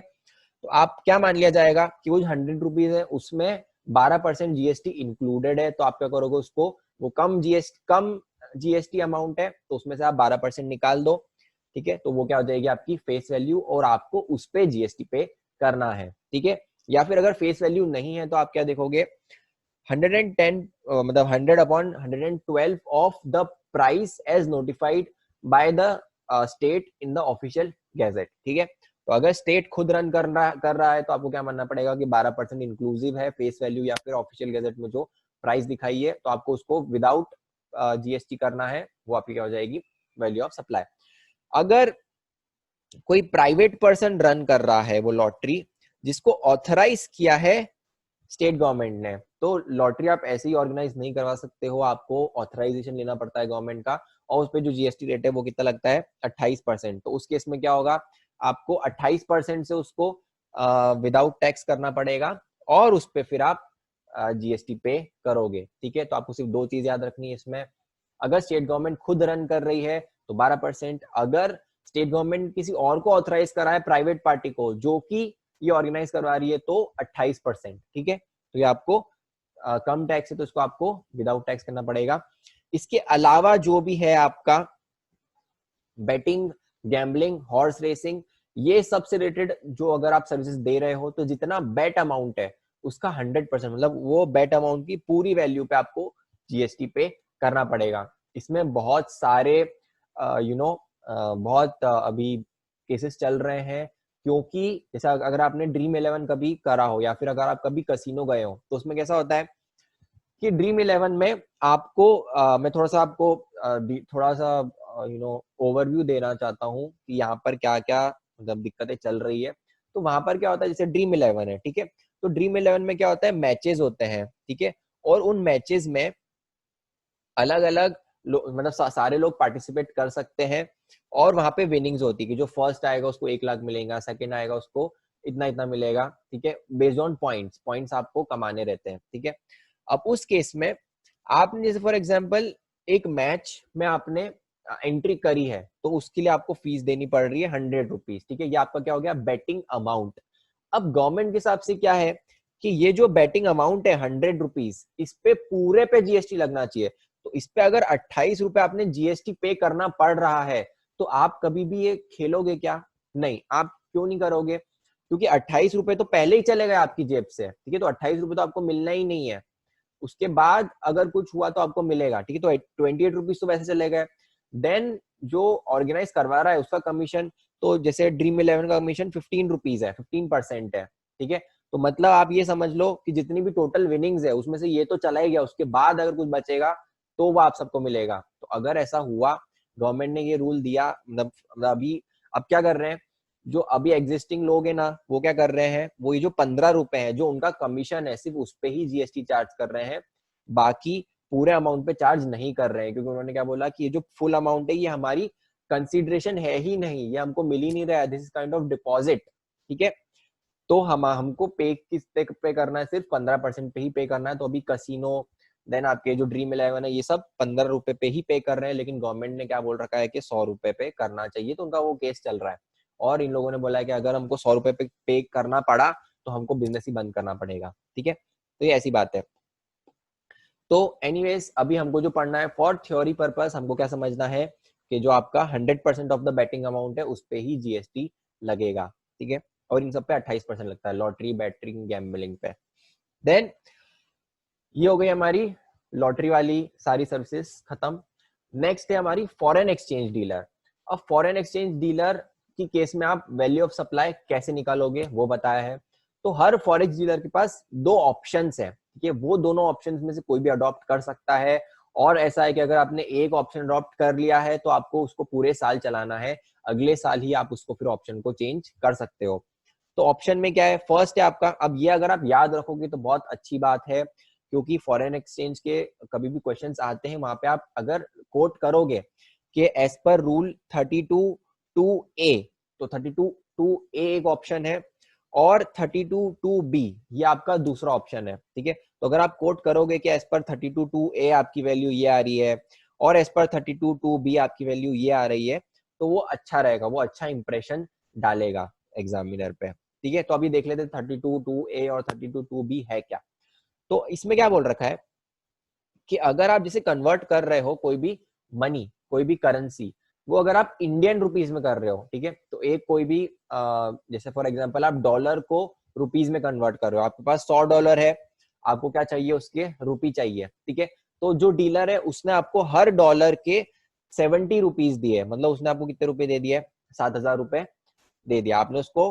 $100 दिए, उसने आपको कितने दे दिए, 7,000 रुपए। बट जो आरबीआई रेफरेंस रेट था उस टाइम पे वो कितना था, 71 था, ठीक है। तो आपको मिलने कितने चाहिए था, अब अगर आरबीआई के पास जाते, जो कि आप जा नहीं सकते हो, तो आपको कितने में मिलते हैं, आरबीआई रेफरेंस रेट के हिसाब से 7100 मिलते, लेकिन आपको मिले कितने, 7,000। मतलब ये जो 100 रुपए है ये कौन खा गया, ये आपका डीलर ने ऐसा कमीशन रख लिया है। तो ये जो 100 रुपए है इस पे आप जीएसटी, डीलर को जीएसटी इस 100 रुपए पे करना पड़ेगा, तो जो उसका कट है उसमें से वो उस पे जीएसटी पे करेगा, ठीक है। अब अगर आरबीआई रेफरेंस रेट अवेलेबल नहीं है, अगर आरबीआई रेफरेंस रेट अवेलेबल नहीं है, वैसे तो वहां पर आपको नेट पे ही मिल जाएगा आरबीआई रेफरेंस रेट, वैसे बहुत कम चांसेस होते हैं कि अवेलेबल नहीं हो, तो उस केस में आप क्या करोगे, 1% ऑफ द अमाउंट, ठीक है। तो आपने जो कन्वर्ट किया, अब ये तो आपके पास है ही नहीं, ठीक है, तो इसको तो भूल ही जाओ आप। ये 171 आपको कभी पता ही चलेगा, आरबीआई रेफरेंस रेट नहीं है, तो जितना भी आपने कन्वर्ट किया है ये अमाउंट, इसका 1% जो है, इसका 1% कितना हो गया, 70 रुपीज। उस 70 रुपीज पे आप जीएसटी पे कर दो, वो आपकी 70 रुपीज क्या हो जाएगी, वैल्यू ऑफ सप्लाई। तो आरबीआई रेफरेंस रेट अवेलेबल है, तो क्या difference between RBI reference rate और जो रेट आपको मिला है वो उस पे फॉरेक्स डीलर टैक्स पे करेगा। अगर आरबीआई रेफरेंस रेट अवेलेबल नहीं है तो जो आपने कन्वर्ट किया उसकी जो रुपीस के टर्म्स में वैल्यू है उसका 1% निकाल लो, उस पे जीएसटी वो पे करेगा। अगर दोनों करेंसी में से एक भी करेंसी इंडियन रुपीज नहीं है, मतलब क्या है, आपने जैसे फॉर एग्जांपल $100 कन्वर्ट करवाए, आपको जापान जाना है, ठीक है, जापान जाना, आपके पास ऑलरेडी $100 पड़े हुए, आपने बोला ये डॉलर का मैं क्या करूंगा, और इसका रेट भी अभी अच्छा आ रहा है, तो आपने क्या करा, उससे डायरेक्टली फॉरेक्स डीलर को दिया, उसको बोला कि मुझे आप जापानीज येन दे दो इसमें, क्योंकि जापान जाना है, ठीक है। तो अब इसमें एक भी करेंसी इंडियन नहीं है, तो आप इसको कन्वर्ट करके टैक्स लगाओगे किस पे, ठीक है। तो गवर्नमेंट ने क्या बोला है, आप उसको कन्वर्ट करो, दोनों को कन्वर्ट करो। तो डॉलर को भी आप रुपये में कन्वर्ट करो, येन को भी आप रुपये में कन्वर्ट करो। तो जैसे फॉर एग्जांपल डॉलर को रुपये में आरबीआई रेफरेंस रेट से कन्वर्ट करके कितना आ रहा है, 7100 आ रहा है।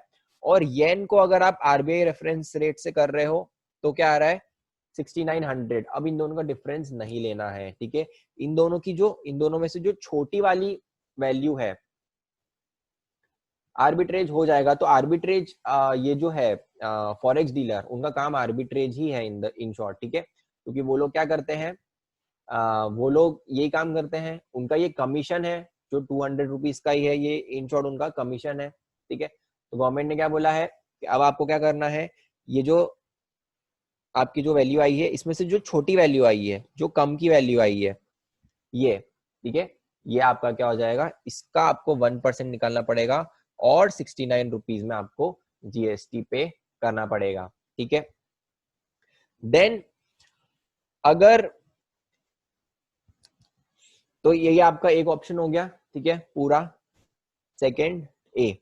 अब है सेकंड बी, ये एक टाइप से कंपोजिशन स्कीम टाइप है, ठीक है। इसमें आपको आरबीआई रेफरेंस रेट कुछ ऐसे लेना नहीं है, आपको सिर्फ ये देखना है कि आपने कितने में दिया, आपको स्लैब रेट वाइज है यहाँ पर, ठीक है। स्लैब रेट वाइज कैसा है कि अगर आपने 1 लाख तक की करेंसी एक्सचेंज करी है, तो जितना भी आपने एक्सचेंज किया है उसका 1% आपको जीएसटी की वैल्यू हो जाएगी, supply value for the supply of for the purpose of GST, ठीक है। तो जैसे फॉर एग्जांपल अगर आपने डॉलर को रुपीज में कन्वर्ट कर रहे हैं और 50,000 की वैल्यू के डॉलर कन्वर्ट करे हैं, ठीक है, तो क्या करोगे, ये 50,000 का डायरेक्टली 1% ले लिया, तो 500 रुपए आपने जीएसटी पे कर दिया, तो ये क्या हो गया 1 लाख तक।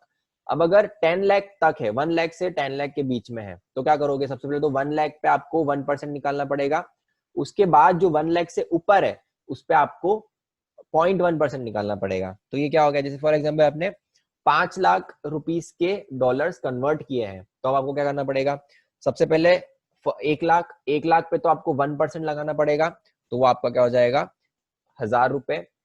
दूसरा बाकी के जो 4 लाख है, ठीक है, आपने कितनी कन्वर्ट की है 5 लाख में से फर्स्ट 1 लाख पे तो इनकम टैक्स वाले जो स्लैब है ना यहाँ पे वैसे चलेगा, फर्स्ट 1 लाख पे 1%, नेक्स्ट जो 4 लाख है उस पे 0.5%, सॉरी मैंने 0.1% बोला था, 0.5% है, ठीक है। तो यहाँ पे आपका क्या था 1% था, यहाँ पे 0.5% था, तो 4 लाख पे 0.5% इज 2000, तो टोटल कितना हो गया, ये आपका 1000 प्लस 2000, तो 3000 क्या हो जाएगी आपका वैल्यू ऑफ सप्लाई, इस पे आपको जीएसटी पे करना है। फिर अगर 10 लाख से भी ज्यादा है, 10 लाख से फिर कितना भी ज्यादा हो, तो आप क्या करोगे, वापस से स्लैब रेट, फर्स्ट 1 लाख है, फर्स्ट 1 लाख पे 1%, ठीक है, तो फर्स्ट 1 लाख पे 1% आपका 1000 आता है। नेक्स्ट जो आपके 9 लाख है, ठीक है, तो ये 1 लाख हो गया, फिर जो 9 लाख है उस पे आपका 0.5%, तो ये कितना हो जाएगा 4500।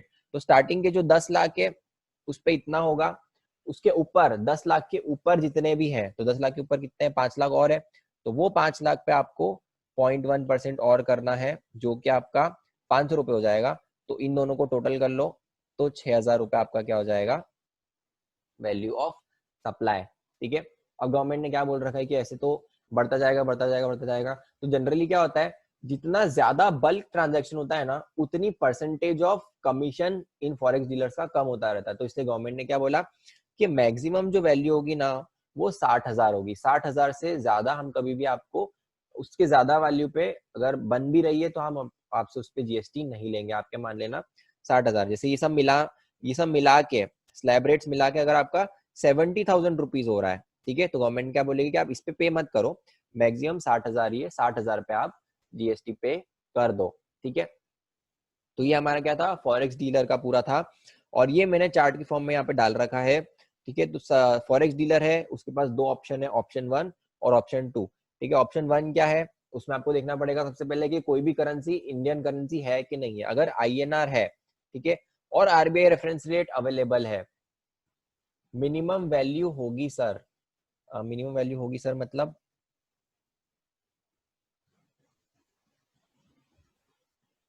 250। ओके हाँ, आई थिंक ये मैंने मिस कर दिया है। यहाँ पे मैंने मिस कर दिया है, subject to a minimum value of 250 rupees. तो यहाँ पर जो ये है, अगर आपका 250 से कम आ रहा है अमाउंट, ठीक है, तो उसमें 250 रुपीज पे आपको जीएसटी पे करना पड़ेगा फॉरेक्स डीलर पे।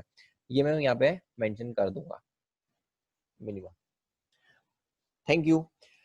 चलो नेक्स्ट, अगर आरबीआई रेफरेंस रेट अवेलेबल है तो आप क्या करोगे, difference between RBI reference rate जो होगा उस पे जीएसटी पे करोगे।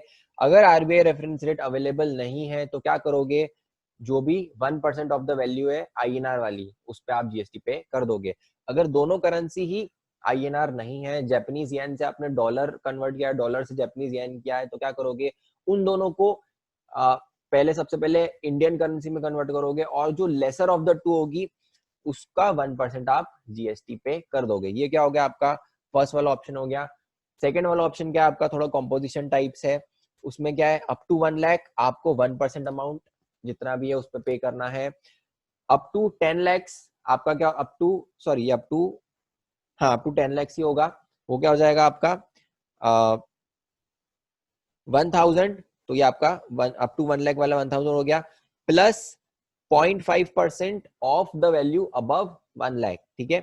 और अगर 10 लाख से ज्यादा है, 10 लाख से ज्यादा क्या होगा, तो आपको ये 5500 इन दोनों का सम है, 5500 plus 0.1% of the value above 10 lakhs which is subject to maximum कितना हो गया आपका 60,000, ठीक है। तो ये आपका फॉरेक्स वाला भी खत्म हो गया है।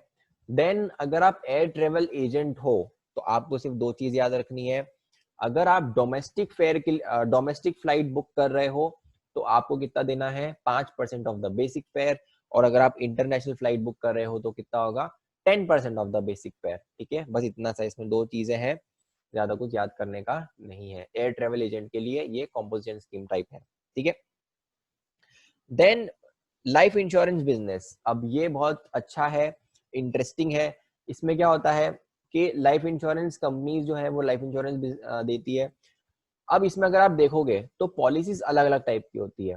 अगर आपको पता हो तो एक होती है टर्म पॉलिसी। टर्म पॉलिसी क्या होती है कि आप प्रीमियम भरते रहो, अगर खुदा ना खास्ता आपकी कभी डेथ हो गई, ठीक है, जैसे फॉर एग्जांपल आपने 30 इयर्स की पॉलिसी ली है तो 30 इयर्स तक आप उसकी प्रीमियम पे करते रहो। अगर गॉड फॉरबिड आपकी डेथ हो जाती है तो क्या होगा, जो कंपनी है वो आपको पैसे देगी, ठीक है। तो ये इंश्योरेंस प्रोडक्ट है फर्स्ट काइंड, ठीक है, आपका टर्म इंश्योरेंस बोलते हैं इसको। बट क्या हो रहा था कि इंश्योरेंस कंपनीज को ये सेल करने में बहुत प्रॉब्लम आ रही थी, क्योंकि लोगों की मेंटेलिटी क्या रहती है कि यार हम 30 साल तक प्रीमियम पे करते रहे और अगर हम मर गए तो हमको कुछ मिलेगा भी नहीं, मतलब अगर नहीं मरे तो हमको कुछ नहीं मिलेगा, हम मर गए तो हमारे बाद वालों को मिलेगा, तो हमको क्या बेनिफिट इसका, ठीक है।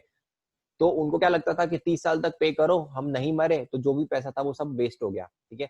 तो इसीलिए इंश्योरेंस कंपनी ने क्या बोला, उन्होंने दिमाग लगाया, नया प्रोडक्ट लेके आए, ठीक है। तो अब वो क्या बोलते हैं कि आप जो प्रीमियम दोगे उसमें से कुछ पार्ट हम आपका एज अ टर्म इंश्योरेंस लेंगे, इसको यूलिप बोलते हैं, यूनिट लिंक्ड इंश्योरेंस प्रीमियम, ठीक है। तो उसमें क्या होगा कि आप जो भी अमाउंट दोगे प्रीमियम अमाउंट, कुछ अमाउंट तो आपके इंश्योरेंस कवर के लिए रहेगा, कुछ अमाउंट हम उसको इन्वेस्ट करेंगे, ठीक है। और वो इन्वेस्ट करेंगे जैसे आपकी जो ये पॉलिसी मैच्योर होगी वो उसका जो इंटरेस्ट उस पर चार्ज करके आपको हमको देंगे वो आपको एंड में मिलेगा। तो आपको क्या लगेगा कि हाँ हम प्रीमियम दे रहे हैं, हम अगर नहीं मरे तो भी हमको कुछ तो मिलने वाला है, ठीक है।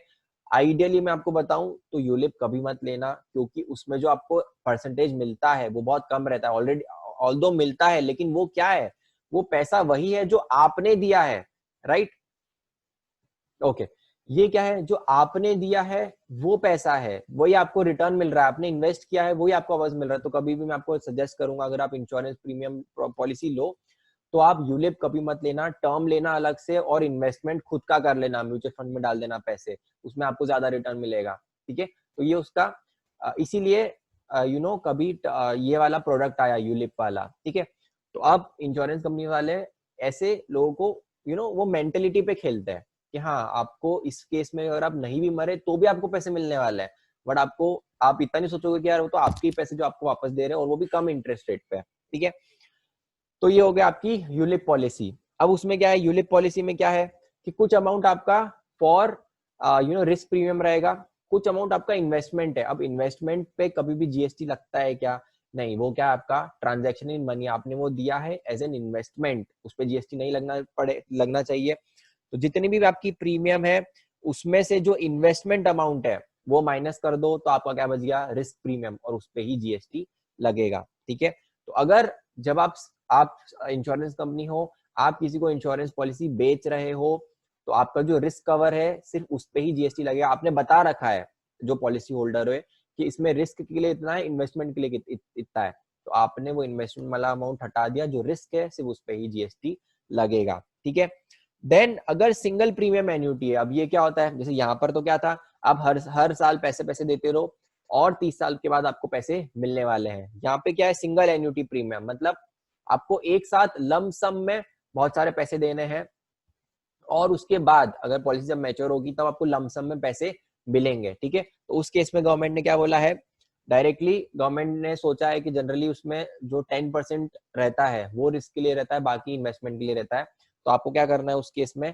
10% ऑफ द प्रीमियम जो है उस पे आपको जीएसटी पे करना है, अगर सिंगल प्रीमियम एन्युटी पॉलिसी है तो। ठीक है, जहां पर आपको ये इंटीमेटेड नहीं है जो आपकी इन्वेस्टमेंट या सेविंग कितना है वो आपको पता नहीं है, तो अगर पता है तो आप तो इसमें चले जाओगे, अगर पता नहीं है तो आप इसमें आ जाओगे। ठीक है, इसके अलावा अगर कुछ है, ठीक है, इन दोनों पॉलिसीज के अलावा, तो आपको क्या करना है?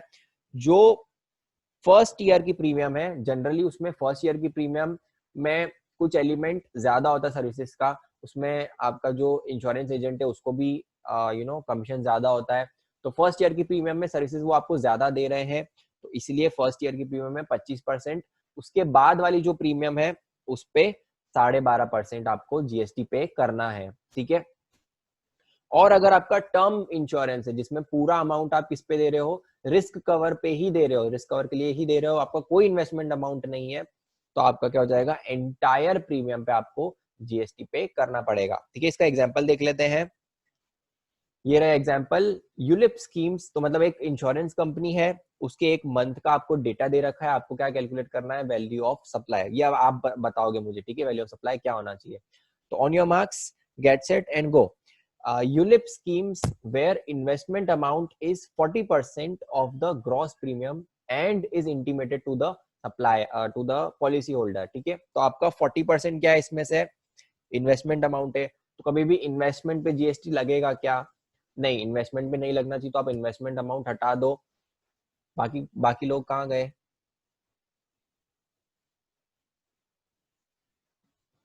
ओके,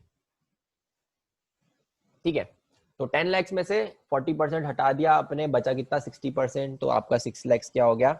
6 लाख पे जीएसटी पे करना पड़ेगा इंश्योरेंस कंपनी को, right? Then received premium in single premium annuity policy, single premium annuity policy में आपको कितनी रिसीट मिली है? 20 लाख। तो 20 लाख का डायरेक्टली आपको क्या देखना है? सिंगल एन्युटी प्रीमियम है अगर, तो 10% निकाल लो इसका, तो आपका 2 लाख क्या हो जाएगा? Value of supply.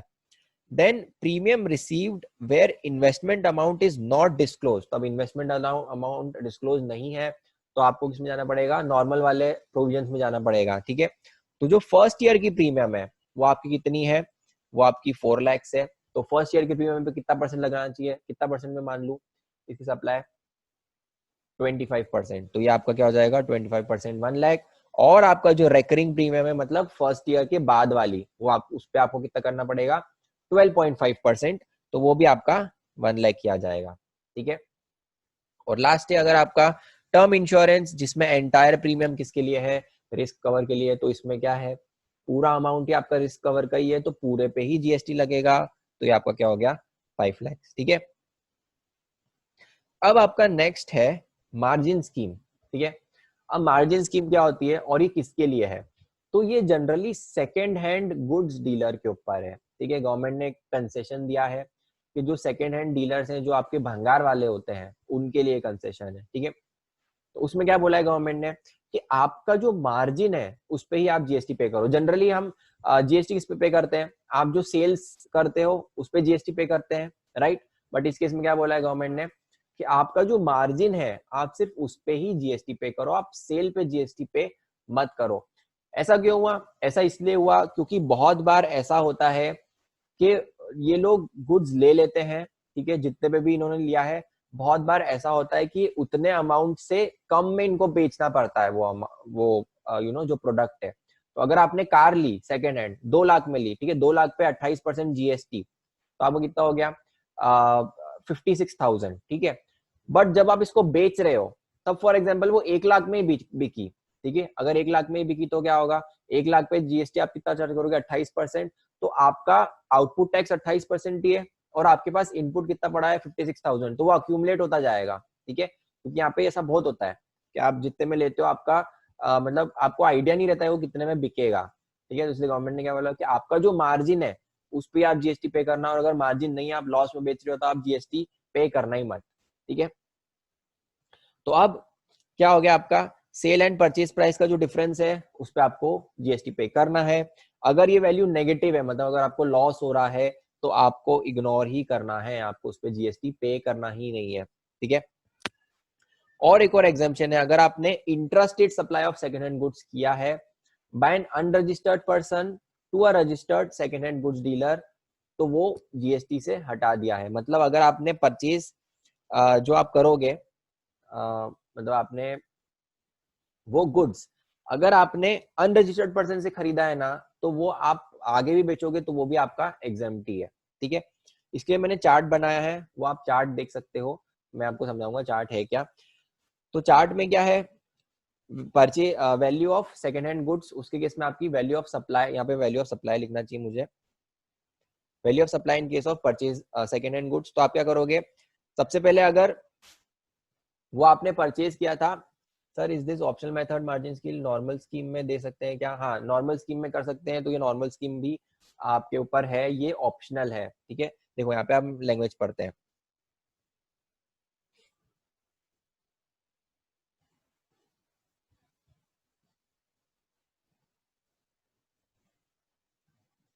देखो वेयर अ पर्सन,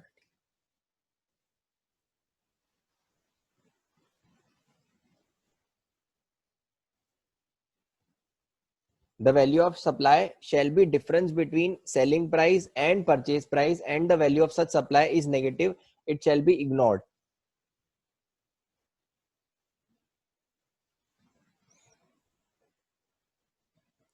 ये ऑप्शनल स्कीम ही है, मैं एक बार और चेक कर लूंगा, but as far as I remember this is optional scheme ही है। क्योंकि अगर आपको इसका बेनिफिट नहीं लेना है तो आप इसके लिए ऑप्ट आउट भी कर सकते हो। तो इस केस में क्या है? आपके पास अगर आपने परचेज जो किया है, जो सेकेंड हैंड गुड आपने लिया था, वो अगर आपने रजिस्टर्ड पर्सन से लिया है और अगर आपने उस पर आईटीसी ले रखा है, तो आपको नॉर्मल प्रोविजंस पे ही जीएसटी पे करना है। अगर आईटीसी नहीं लिया है तो ही आप क्या किसमें जा सकते हो? मार्जिन स्कीम में जा सकते हो, ठीक है। या फिर अगर सेकंड आपने अगर परचेज किया है अनरजिस्टर्ड पर्सन से और आपने फिर अब उसको आगे भी दिया है, तो अनरजिस्टर्ड पर्सन ने तो आपको जीएसटी लगाया ही नहीं होगा। आगे अब अगर आप इसको सप्लाई भी कर रहे हो तो आपको जीएसटी इस पे एग्जेम्प्ट है, ठीक है। अब एक और बात आती है, अगर आपने जो सेकेंड हैंड गुड्स आप बेच रहे हो, ठीक है, वो जो सेकेंड गुड्स हैंड गुड्स है वो आपने खरीदा नहीं है, वो आपने रीपजेस किया है। अब रीपजेस क्या होता है? आप हो एक बजाज फाइनेंस, ठीक है। बजाज फाइनेंस क्या करता है? कंज्यूमर लोन्स देता है, ठीक है। अब किसी पर्सन को एक कार खरीदनी थी, ठीक है, वो कार के लिए उसने बजाज फाइनेंस से लोन लिया, ठीक है, 2 लाख फॉर एग्जांपल ये लोन लिया है। अब अगर 2 साल बाद ये कार के केस में उसने डिफॉल्ट किया है इन पेइंग द अमाउंट, ठीक है, तो बजाज फाइनेंस क्या करेगी? ये 2 लाख की जो कार है वो रीपजेस कर लेगी। हमको रीपजेस जो हायर परचेस में आपने पढ़ा होगा कि रीपजेस कर लेते हैं। अब ये कार आपके पास आ गई, अब आपने इसको खरीदी है क्या? बजाज फाइनेंस ने इसको खरीदी है क्या? नहीं, बजाज फाइनेंस ने क्या करी है? रीपजेस करी है। अब इसकी वैल्यू भी आपको पता नहीं है। हो सकता है आपका लोन 5 लाख का हो, ठीक है, लोन आपका कितना था? 5 लाख का था।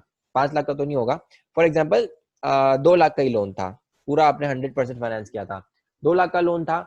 अब कार आपके पास आई है तो कार आपकी 2 लाख की होगी क्या? नहीं, 2 लाख से कम की होगी। तो कितनी होगी? तो गवर्नमेंट ने क्या बोला है कि आप 5% पर क्वार्टर उसमें से कम कर दो, और उसके बाद जो अमाउंट आई वो आप क्या मान लो कि वो आपकी परचेज वैल्यू है। उसके बाद जो सेल है, सेल माइनस परचेज आप कर लो और उस पे जीएसटी पे कर दो, ठीक है। तो अब इस केस में क्या कर सकते हो आप, आपको क्या करना पड़ेगा, 2 लाख माइनस 5% पर क्वार्टर, तो 2 साल है तो 8 क्वार्टर्स होंगे, तो 40% इसमें से माइनस कर दो, तो 40% आपका 80,000 हो जाता है। 80,000 माइनस कर दिया, 1,60,000 क्या हो जाएगी आपकी परचेज प्राइस, ठीक है। फिर आगे आपने जितने में बेचा है उसको उसमें से माइनस कर दो। अगर पॉजिटिव आ रहा है तो उस पर जीएसटी पे कर दो, नेगेटिव आ रहा है तो आपको जीएसटी पे करने की जरूरत नहीं है, ठीक है। तो इसका एग्जाम्पल भी है जो हम आगे करेंगे,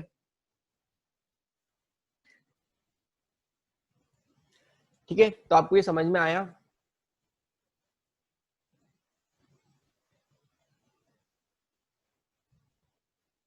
तो एग्जाम में आपको बता रखेंगे कि ये मार्जिन स्कीम से करना है या फिर नॉर्मली करना है। मोस्टली अगर इसका सेपरेट क्वेश्चन आया तो जनरली वो मार्जिन स्कीम से ही आएगा, क्योंकि ये ही थोड़ी अलग है। अगर नॉर्मल से ही करना होगा तो वो तो कैसा है कि नॉर्मली तो आप वो इसके अंदर सेपरेटली देंगे ही क्यों उनको। अगर ये स्पेसिफिक आपका नॉलेज वैल्यूएशन से रिलेटेड टेस्ट करना है तो वो जनरली आपको मार्जिन स्कीम ही देंगे। उसमें आपको बता देंगे अलग अलग 4-5 नंबर का क्वेश्चन आ सकता है, उसमें आपको 4 ट्रांजेक्शन दे देंगे कि इसमें इतने में परचेज किया था, इतने में सेल किया, तो वो पॉजिटिव आ रही है फिगर, तो इसलिए आपको जीएसटी पे करना है। एक दे देंगे जिसमें नेगेटिव आ रही होगी, आपको जीएसटी पे नहीं करना है। फिर एक दे देंगे जो रीपोजेस गुड्स का है तो उस पर जीएसटी पे नहीं करना है। एक दे देंगे कि आपने अनरजिस्टर्ड से खरीदा है तो वो भी एग्जाम्प्ट हो जाएगा।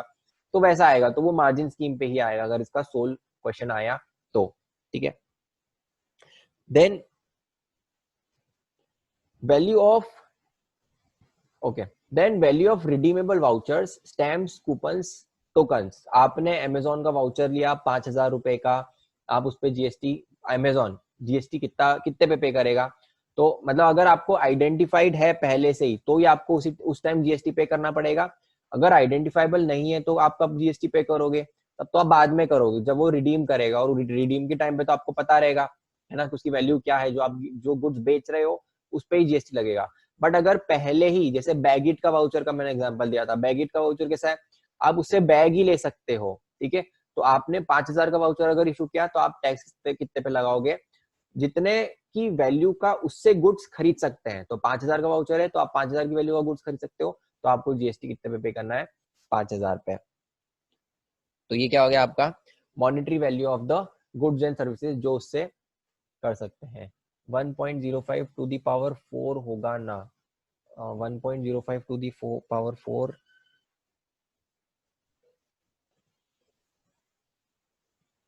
आई डोंट, मतलब मुझे समझ नहीं आया आपने क्या बोला है।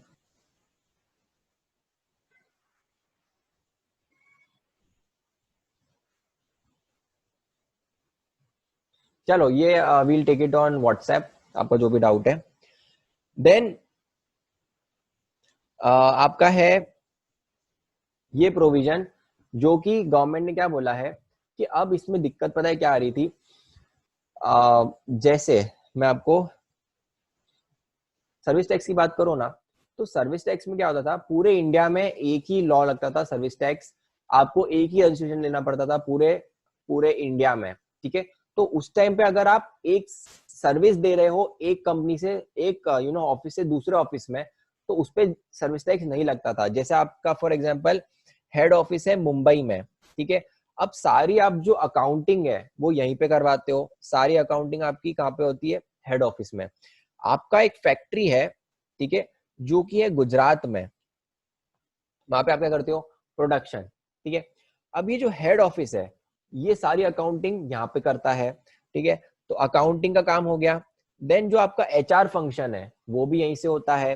तो अब इन अ वे अगर आप देखो तो ये वाला जो ऑफिस है ना, ये गुजरात वाले ऑफिस को कुछ सर्विसेज तो प्रोवाइड कर रहा है, सपोर्ट सर्विसेज। क्या सपोर्ट, कि अकाउंटिंग आपकी हम सपोर्ट दे रहे हैं, अकाउंटिंग में सपोर्ट दे रहे हैं, एचआर में सपोर्ट दे रहे हैं। देन जो भी पॉलिसी डिसीजंस है वो भी, जो आपके बड़े बड़े एमडी डायरेक्टर और वो सब है उनको आप सिटिंग फीस देते हो, ठीक है। तो वो सब भी एडवाइस देते हैं किसको, कि गुजरात वाली फैक्ट्री को। तो पहले तो क्या होता था, सर्विस टैक्स में रजिस्ट्रेशन था, एक्साइज में था, तो उस केस में क्या होता था, पूरे पूरे सर्विस टैक्स में पूरे इंडिया का एक ही रजिस्ट्रेशन था। तो आप यहाँ पर भी हो तो आपका रजिस्ट्रेशन नंबर सेम रहेगा, यहाँ पर भी हो आपका रजिस्ट्रेशन नंबर सेम होगा। अब अलग हो गया है। और इंटर इंटर ऑफिसेज अगर कोई सर्विसेज है उस पे भी टैक्सेबल हो गया है वो, ठीक है। तो इसीलिए ये बहुत कुछ नया था सर्विस प्रोवाइडर्स के लिए कि अब उनको इंडिया में भी अगर एक दूसरे के ऑफिस को भी दे रहे हैं तो सर्विसेज पे टैक्स पे करना पड़ेगा। और उसकी वैल्यू निकालोगे कैसे, वो भी एक चैलेंज है कि आप अकाउंटिंग का मतलब वैल्यू कैसे निकालोगे कि आपने कितनी सर्विसेज दी है, क्योंकि आपको चार्ज तो कर नहीं रहे हो, आपकी फैक्ट्री से चार्ज करोगे नहीं। एचआर फंक्शंस की आपने कितनी सर्विसेज दी है वो आप कैसे निकालोगे। देन पॉलिसी जो भी बना रहे हैं सीईओ एमडी, वो पूरी कंपनी के लिए बनाते हैं। गुजरात में होगा आपका प्लांट, आपका महाराष्ट्र में भी होगा, तो वो कैसे निकालेंगे। तो गवर्नमेंट ने क्या बोला कि अगर आपको ये सब है, दिक्कत है, तो इसीलिए हम कभी नोटिफाई करेंगे वैसी सर्विसेज जो कि अगर आप डिस्टिंक्ट पर्सन्स को दे रहे हो तो नोटिफाइड लोग होंगे जिनको अगर हम वो सर्विसेज दे रहे हो, और सामने वाले को अगर आईटीसी अवेलेबल है तो हम वैल्यू ऑफ सप्लाई क्या मान लेंगे उस केस में, उस केस में नील मान लेंगे। अभी तक गवर्नमेंट ने कुछ नोटिफाई नहीं करा है, अपने पास सिर्फ पावर रखी है।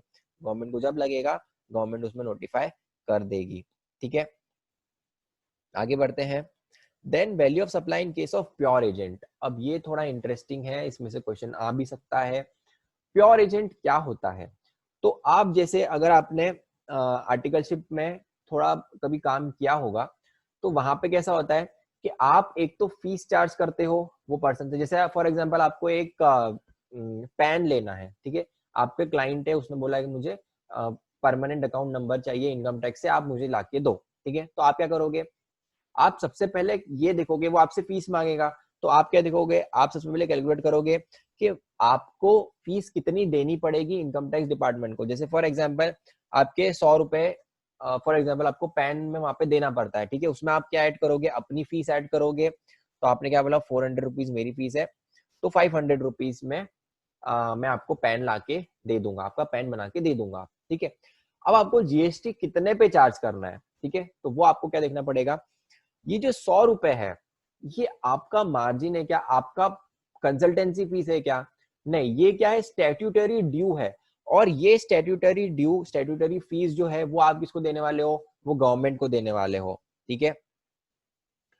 सेकंड, जब आप ये इनवॉइस दोगे आपके क्लाइंट को, ठीक है, तो आपने क्लाइंट को ऑलरेडी बता रखा है कि 100 रुपए तो उसके ही लगते हैं, मेरी फीस तो सिर्फ 400 रुपए ही है। तो जब आप इनवॉइस दोगे तब आप क्या करोगे, यहाँ पे स्टैट्यूटरी फीस डालोगे 100 रुपए और आपकी कंसल्टेंसी फीस डालोगे 400 रुपए, ठीक है। तो वो आप उसको बता रहे हो कि मैं अपने लिए 400 ही ले रहा हूँ, ये जो 100 रुपए है ये as a pure agent I am acting as your pure agent, I am paying on your behalf, और मैं आपसे ये वापस से रिकवर करने वाला हूँ, या आपने इसको पे कर दिया है गवर्नमेंट को या फिर एनी रिलेटेड थर्ड पार्टी। तो इसमें ये जो है ये आपने 100 रुपए ही लिए थे, 100 रुपए ही दे दिए, आपने उसमें कुछ मार्जिन भी ऐड नहीं किया है। तो अगर ये सब सिनेरियोज हैं, ये सब केसेस हैं, तो आपको इस 100 रुपए पे जीएसटी पे नहीं करना है। You are just acting as a payment agent, इसमें आपको जीएसटी पे नहीं करना है, आप इसमें कोई सर्विस प्रोवाइड नहीं कर रहे हो, आपको सिर्फ जीएसटी किस पे करना है, इस 400 रुपए पे। तो ये क्या हो गया आपका प्योर एजेंट वाला कॉन्सेप्ट, ठीक है। ऐसा ही दूसरे केस में अगर आप देखो तो कस्टम्स में ये बहुत प्रेवलेंट है। अगर आपने कभी भी इंपोर्ट करवाते हो, अब इंपोर्ट करवाना इतना इजी नहीं है, उसके लिए बहुत सारे रेगुलेशंस लगते हैं, बहुत सारा कस्टम्स ऑफिसर से फॉलो अप करना पड़ता है। तो वो उसके लिए कस्टम हाउस एजेंट होते हैं, सीएचए एजेंट बोलते हैं, उनको अपॉइंट करती है जनरली कंपनीज, ठीक है। तो अब आपने अगर कस्टम हाउस एजेंट अपॉइंट किया तो उसके लिए आपको क्या क्या सर्विसेज देनी पड़ेगी, मतलब सीएचए आपसे क्या क्या चार्ज करेगा।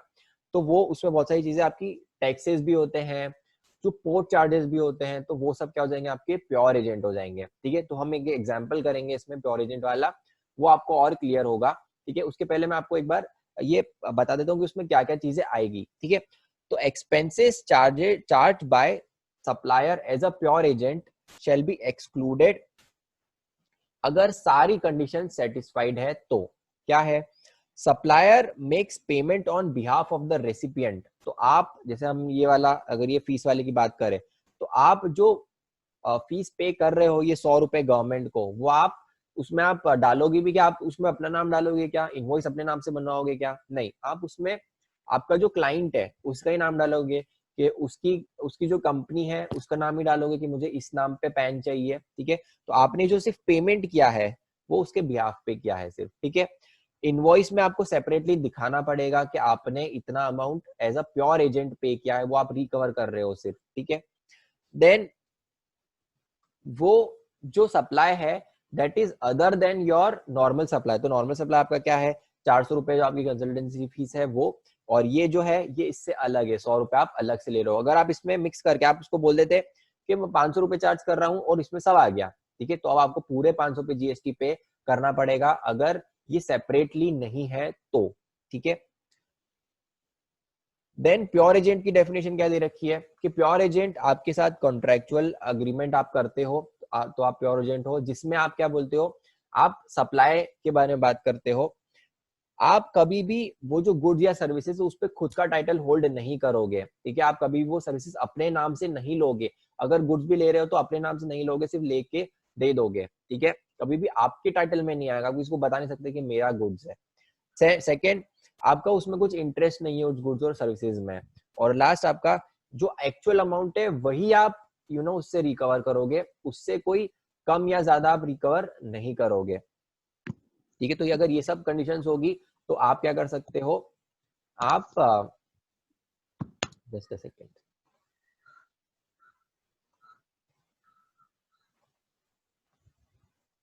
अगर ये सब कंडीशंस है तो आपको उस पर जीएसटी पे नहीं करना। इसका एग्जाम्पल देख लेते हैं। ये चलो अब आपको बताना है कि इसमें क्या इंक्लूड होगा क्या एक्सक्लूड होगा। तो सबसे पहले सीमेंस एक मशीन बनाने की कंपनी है, इनकी लिफ्ट्स भी आती है। Import certain machinery from Germany, तो जर्मनी से उन्होंने क्या करा है, मशीनरी मंगवाई है। And appoints all cargo logistics, all cargo logistics is also very renowned custom house agent, ठीक है। Then for getting all custom clearances at Kandla port, आपको गुजरात में है, Siemens authorised all cargo to incur all expenses on its behalf, following are the charges recovered by all cargo from Siemens, ठीक है। तो ये आपका कौन है, कस्टम हाउस एजेंट है जिसने आपको सीमेंस से ये सब चीजें चार्ज करी है। First agency charges, agency charges मतलब क्या, ये किसके लिए चार्ज करा है, वो सारी सर्विसेज देने के लिए, कंसल्टेंसी, कस्टमर, आपके जो कस्टम हाउस वाले ऑफिसर्स हैं उनसे बात करने की, ये आपके एजेंसी चार्जेस है। तो ये इंक्लूड होंगे क्या, राइट। तो ये तो आपकी मेन सर्विसेज है, ठीक है, जो कि कंसल्टेंसी सर्विसेज है, तो ये तो इंक्लूड होगी ही। तो ये आपकी इंक्लूड हो गई और 1 लाख रुपीज आपके यहाँ पे इंक्लूड हो गए।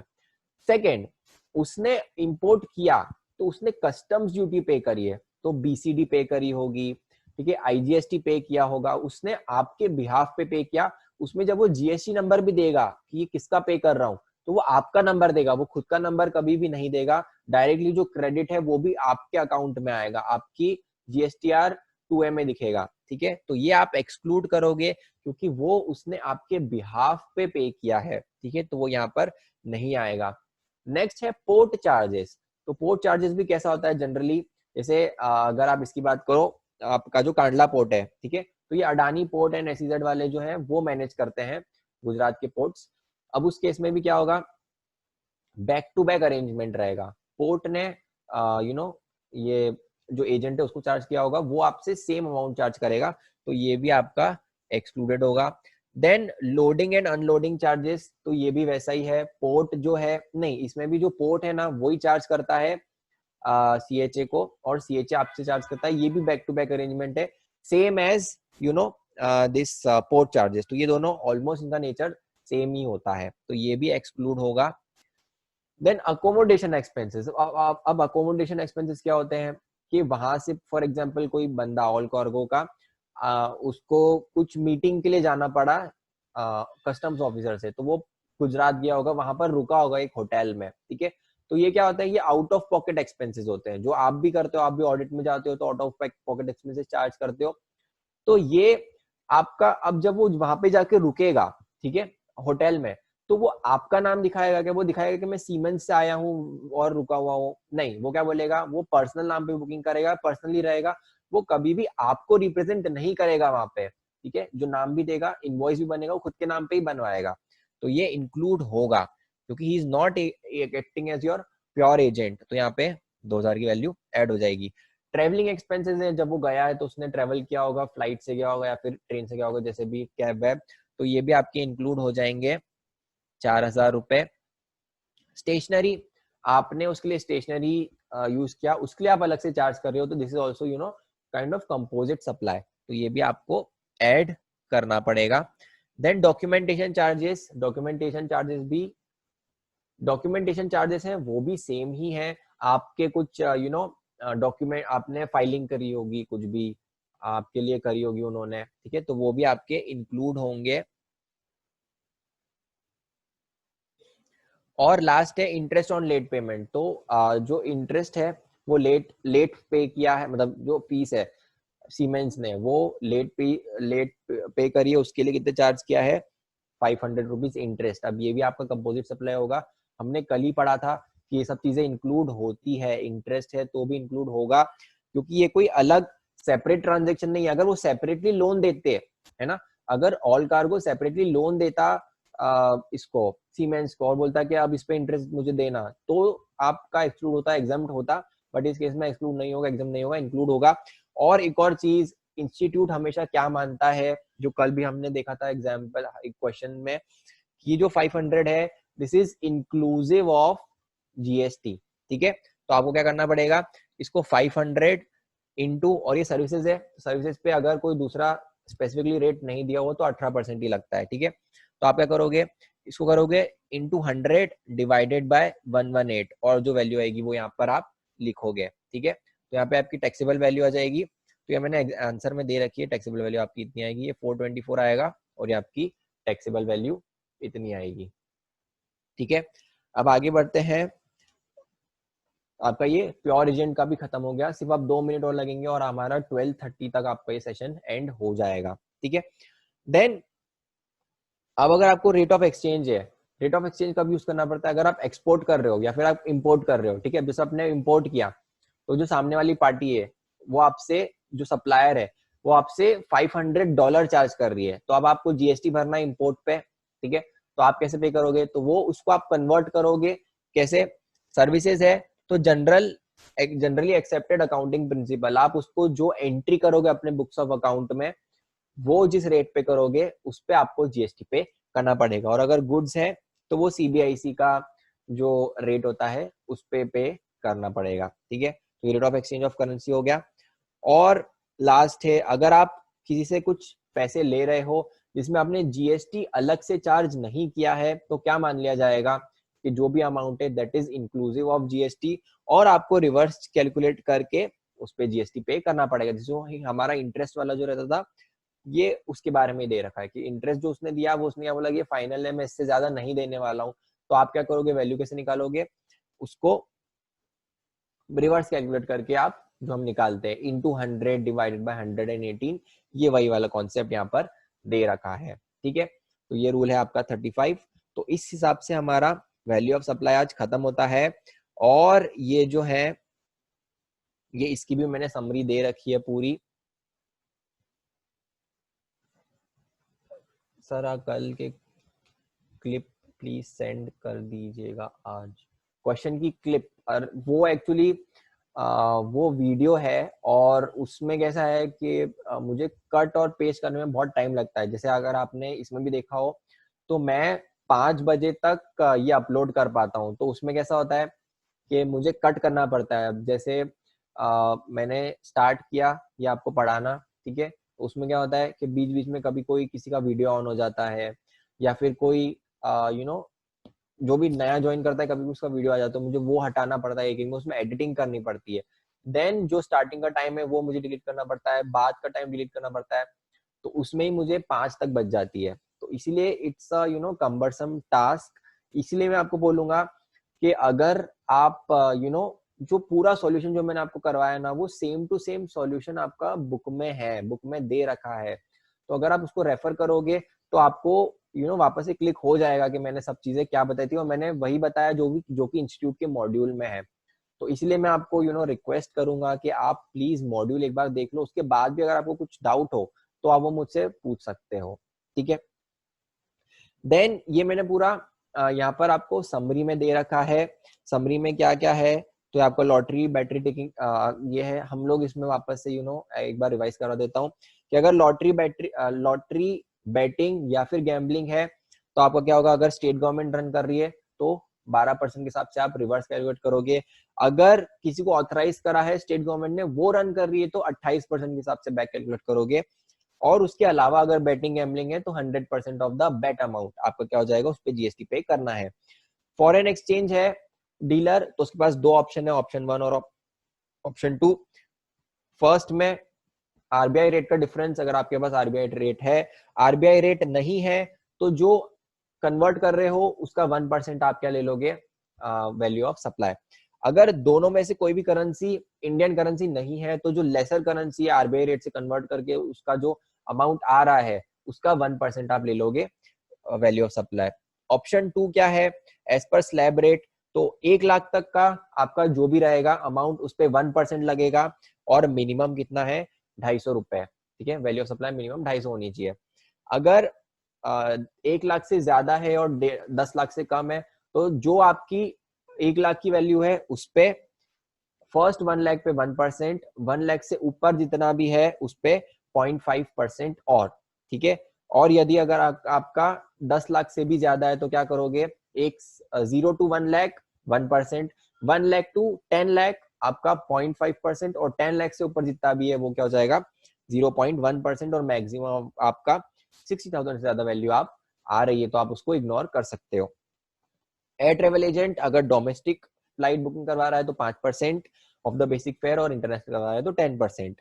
इंश्योरेंस, लाइफ इंश्योरेंस में क्या है, अगर आपका इन्वेस्टमेंट प्रोडक्ट है जिसमें इन्वेस्टमेंट भी है और आपने बता रखा है आपके जो पॉलिसी होल्डर्स है कि उसमें इन्वेस्टमेंट अमाउंट कितना है तो वो माइनस कर दो, जो रिस्क कवर है सिर्फ उस पर ही जीएसटी पे करो। सिंगल प्रीमियम है तो 10% of the premium, other cases है तो 25%, फर्स्ट ईयर में 12.5%, नेक्स्ट ईयर सब्सिक्वेंट ईयर्स में। और अगर आपका प्योर रिस्क कवर जो टर्म पॉलिसी होती है तो उसमें क्या एंटायर प्रीमियम अमाउंट आपका जीएसटी में टैक्सेबल होएगा। देन अगर आपने सेकेंड हैंड गुड्स डीलर हो, आपने सबसे पहले रजिस्टर्ड पर्सन से ही लिया है, उसमें भी अगर आपने आईटीसी लिया है तो नॉर्मल प्रोविजन लगेंगे, आईटीसी नहीं लिया है तो आप ये मार्जिन स्कीम का बेनिफिट ले सकते हो। और अगर आपने अनरजिस्टर्ड पर्सन से वो सेकेंड हैंड गुड्स लिए हैं तो ये तो आपका क्या ही हो जाएगा, एग्जम्प्ट हो जाएगा। ठीक है, तो यहाँ पे हमारा वैल्यू ऑफ सप्लाई खत्म होता है। कल के हम लोग